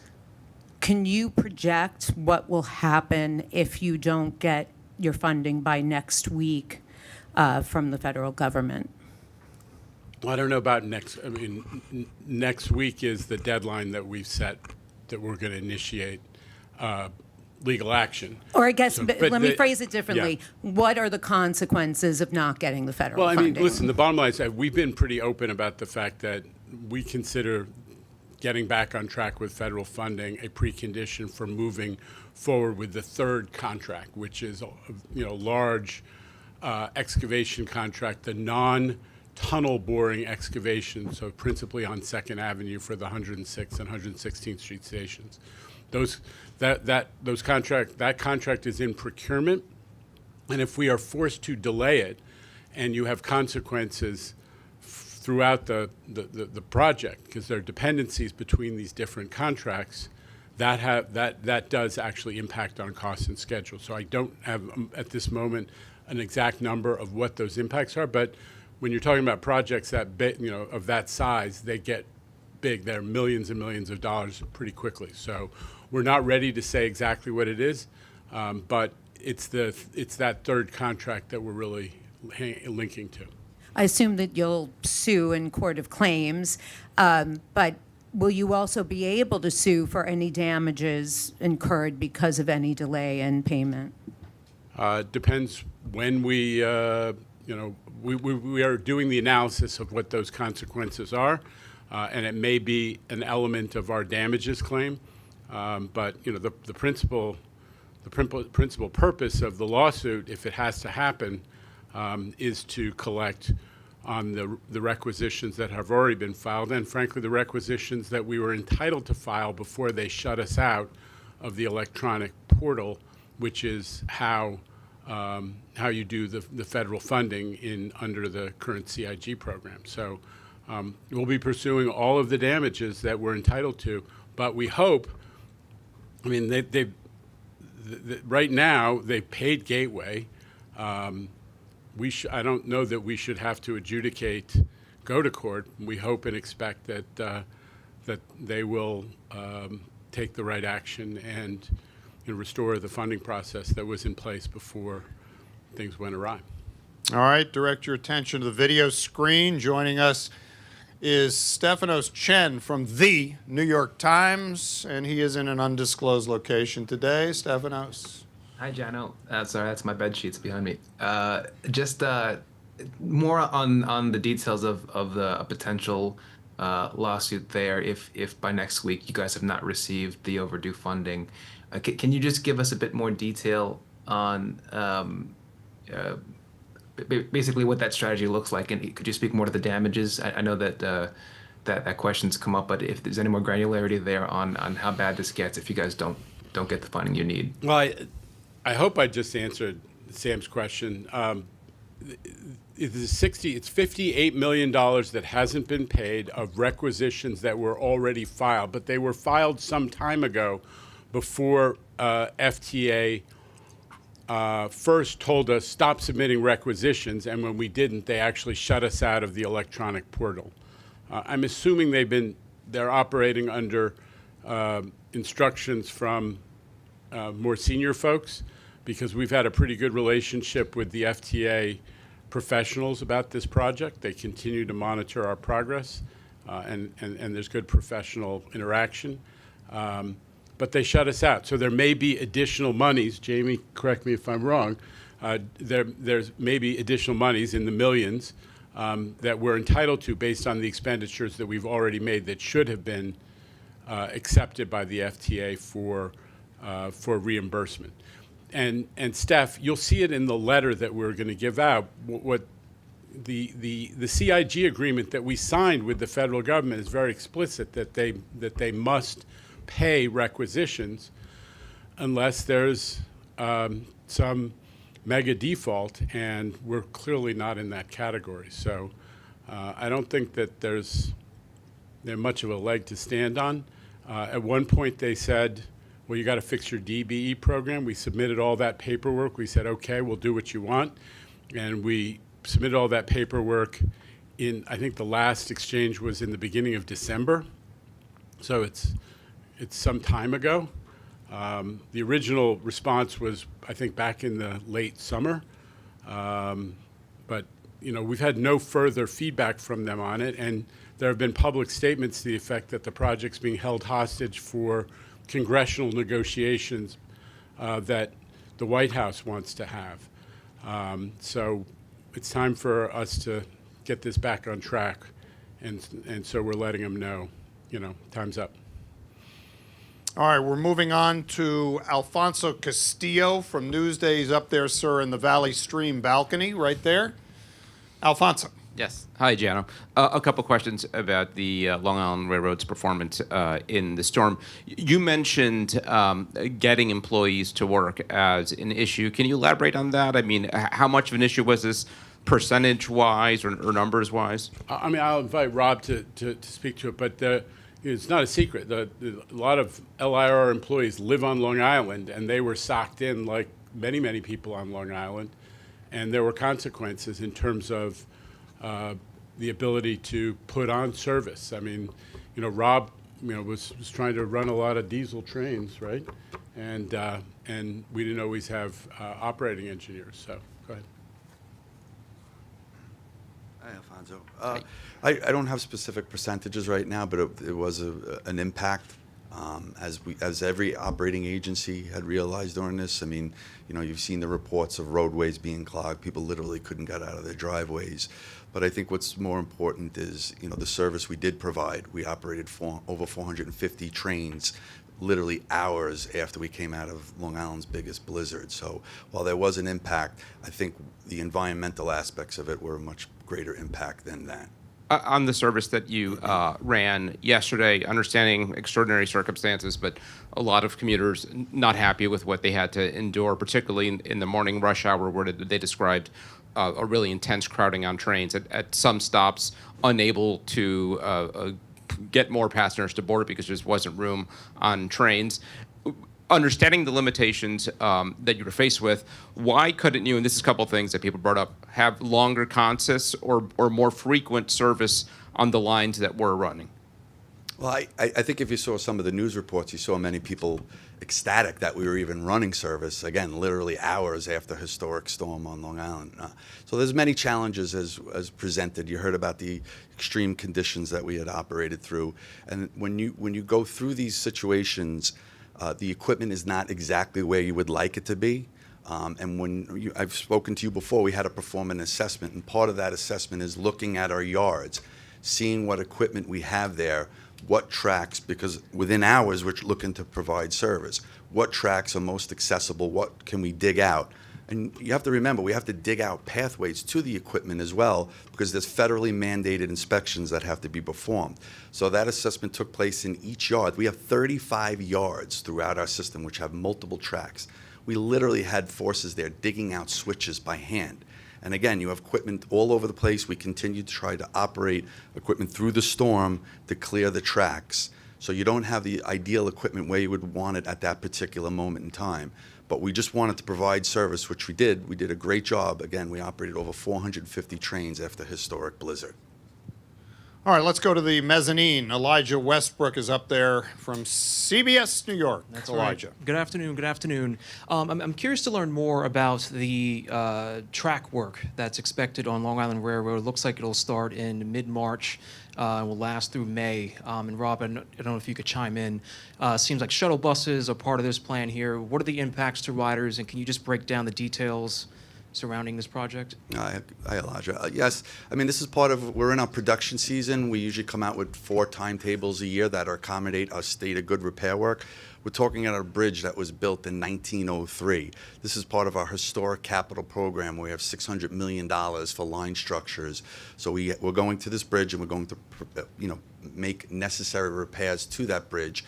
It's single track environment out there. That's why it necessitates buses being operated. But this isn't something outside the norm. We try to accommodate our customers. It's our production season as we're putting our place in a state of good repair.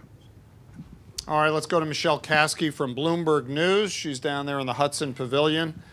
Michelle. Hi. So, Jano, can you give any clarity about when next week you would need the money by? Well, I think the letter will speak for itself. It Okay. says it puts a deadline of March 6th. And then wanted to ask you 2 questions. Is there something about the different gateway lawsuits, the 2 different gateway lawsuits that have provided some sort of legal strategy for the MTA? And then my second question is, given this issue now with Second Avenue Subway, but also with Gateway, why should American taxpayers well outside of the New York City region, how can you help them maybe to understand why these projects are so important and why it's so important that the federal money keeps coming through? Okay. I think that the bottom line is that New York, New York sends a lot more money to Washington than we get back in general. You can check the percentages for yourself, but we are what you call a donor state. So but there are certain categories of federal funding that we're entitled to participate in disproportionately because of our unique circumstances. One of them is transit. We have 40+% of the nation's mass transit riders, but we get 17% of the federal money. I think it's 17 under the most recent authorization bill. And when we get, we're underfunded relative to our need and to our entitlement. New York already is, as I said, not getting its fair share out of the federal government relative to what it stands. So when you do get a grant for something that's really important, that is unique to New York, that's all the more reason we're entitled to rely on the federal government to make good on it. Now, on top of that, the arguments for the Second Avenue Subway. This phase of the Second Avenue Subway will, lead to there being 300,000 daily riders on this line between the 2 phases. That is, I think, more people than ride the subway in virtually every other American transit system than New York. The Second Avenue Subway, the Lexington Avenue line carries as many people as Boston, Chicago, I think Washington combined, some crazy number like that. I'll check the numbers to get back to you. But the bottom line is we're really entitled on every standard to be able to rely on federal funds that are committed. Not only are we arguing for federal money, but there's a legal commitment that was made to us. And we have, on top of everything else, we've got in process a multi-billion-dollar project that depends on that commitment that the feds made some time ago.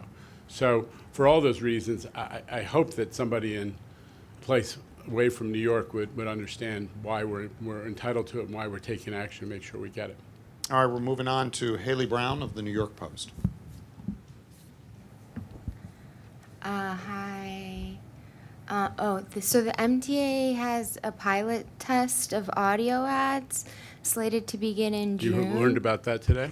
Yeah? Pardon? You learned about that today? Tell me more about it, because I don't know about it. Go ahead.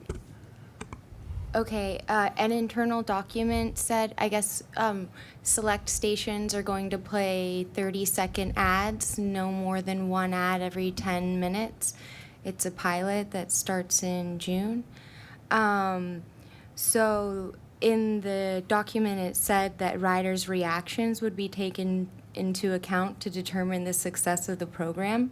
So just curious, what's the MTA's plan to measure riders' reactions to the audio ads?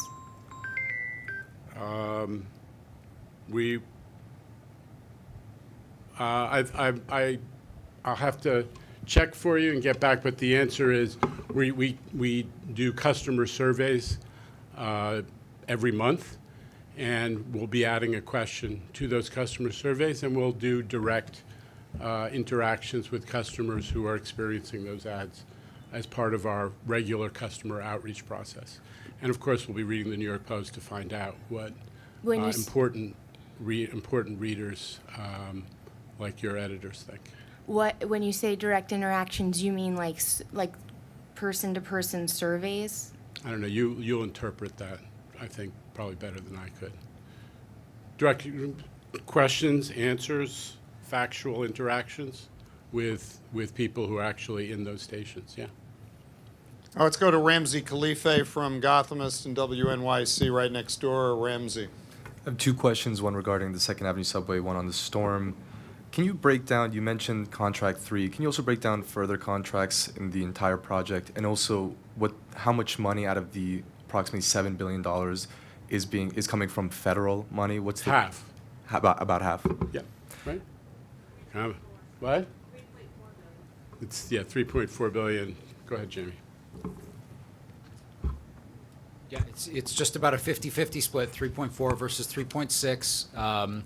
And we are, as we've said, very anxious to award Contract 3, which is going to be building out the station infrastructure for the 106th Street and 116th Street station.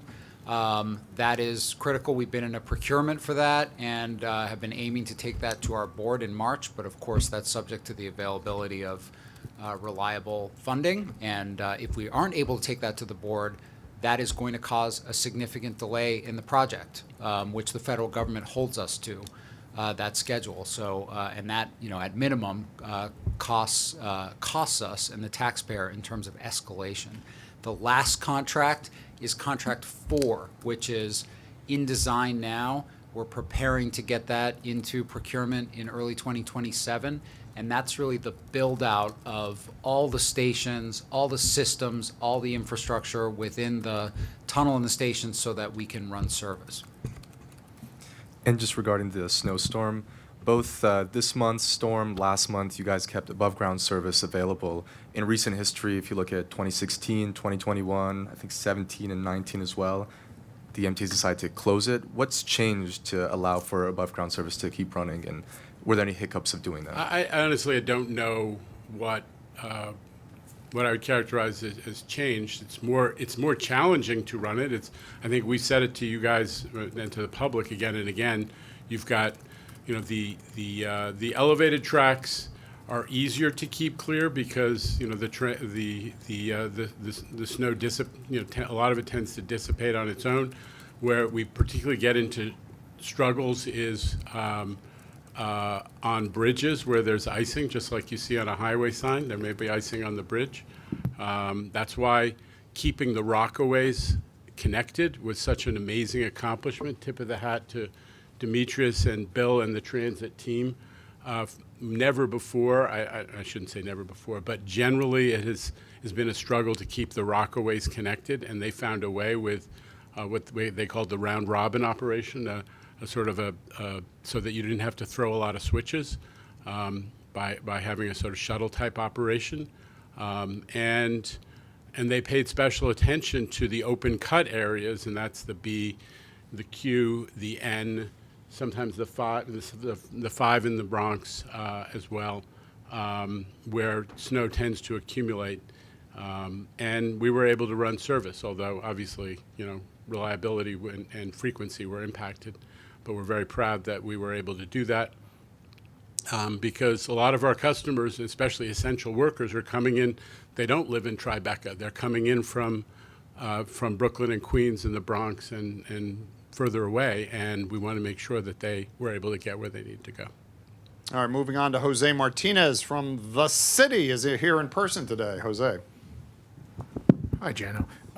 Two big storms in short order. That's obviously going to affect bus service, but is there anything you'd want to say to property owners or building owners in terms of their responsibilities for clearing, not bus shelters, that's the cities, but clearing bus stops, some of which to this day have stacks on them. Yeah, listen, the mayor, to his credit, the mayor and in particular and his team have made an effort to get the word out to property owners that you are responsible for clearing the bus stop. If it's not a sheltered bus stop that's the responsible of the franchisee, it's really the property owner's responsibility. And they got the word out. I know they've done some citations, although not, they're not going crazy.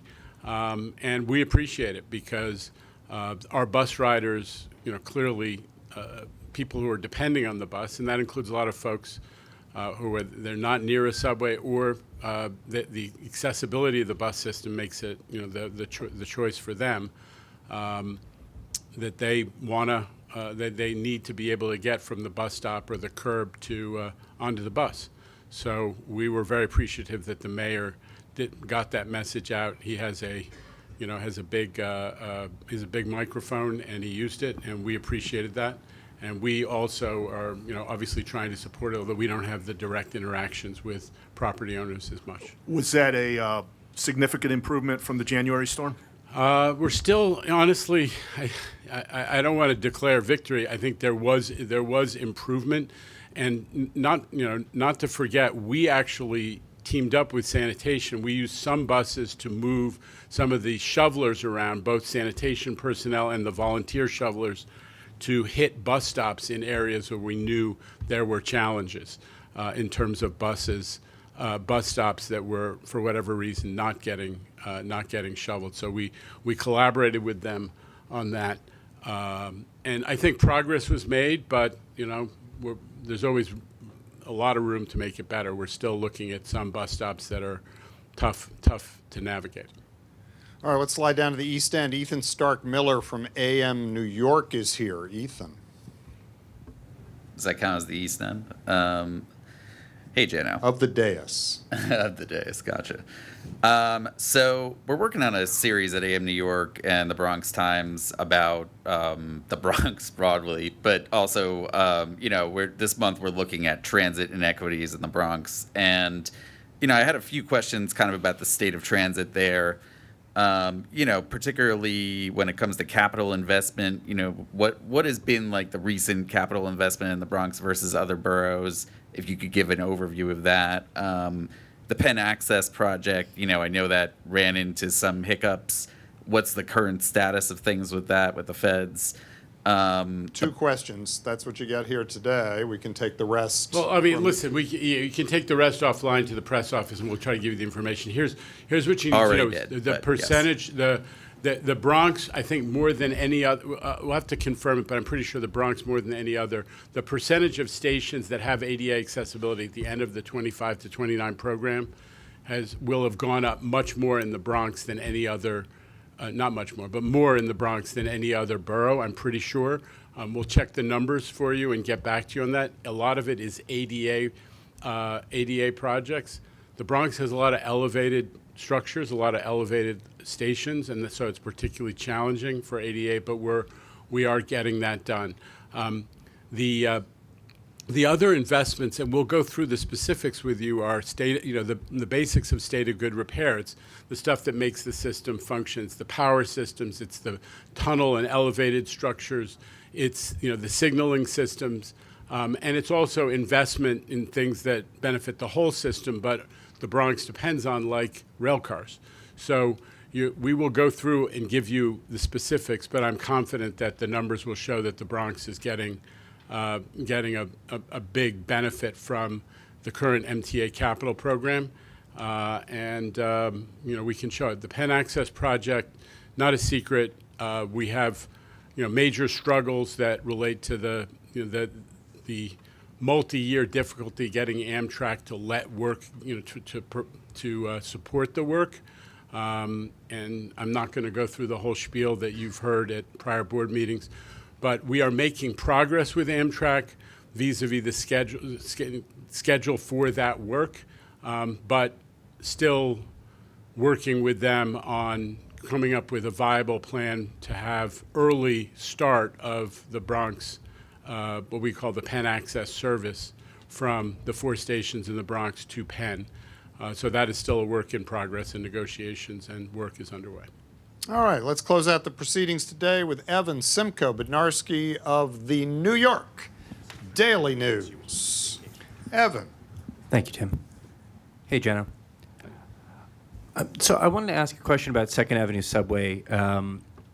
Understanding that the main thing under threat here is the next contract, and understanding that there's a far more even split between state funding and federal funding here than there is in Gateway.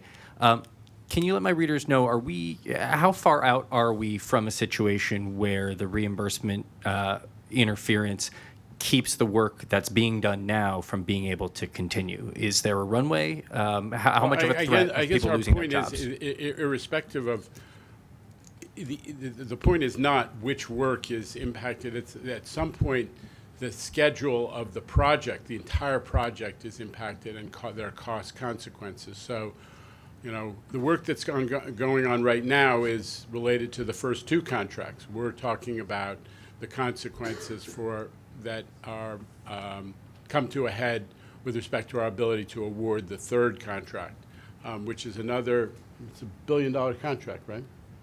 Little less than $1 billion, but we have a bidding process that's well underway, and if it's delayed further, it has consequences in terms of the dependencies of different parts of the project on that contract being able to advance. So I hope that's responsive. That's really the issue, is we're going to hit the wall at some point, not too distant future, and we just need everybody to understand, including the feds, the consequences of continuing to shut down funding. Thank you. Okay. All right, thanks everybody. That wraps it up here. I just got to note Almost. that we did actually have an important win. There was a case in state court today of a guy who punched last May punched a subway conductor in the face, and today he got 2 to 4 years. We go to all these we attend a lot of the trial and the court actions on these various cases, because we want to make sure there's justice for our conductors, and that the law of the state of New York is it's a felony to attack, to assault an MTA worker, and we want to make sure that the consequences are paid, and this, there's real deterrence of this. And so Kemper and his team, who really monitor that, had a big win today when we succeeded in getting, not we, but the justice system delivered a 2 to 4 year sentence for a guy whose name is Leonard Johnson, and who had punched an MTA conductor last year. Thanks. Yeah, that was a couple of hours ago at 100 Center Street, the Manhattan Supreme Court. Thanks, everybody. Thanks to Demetrius, Rob, and Jamie, along with Jano. And good afternoon from Lower Manhattan.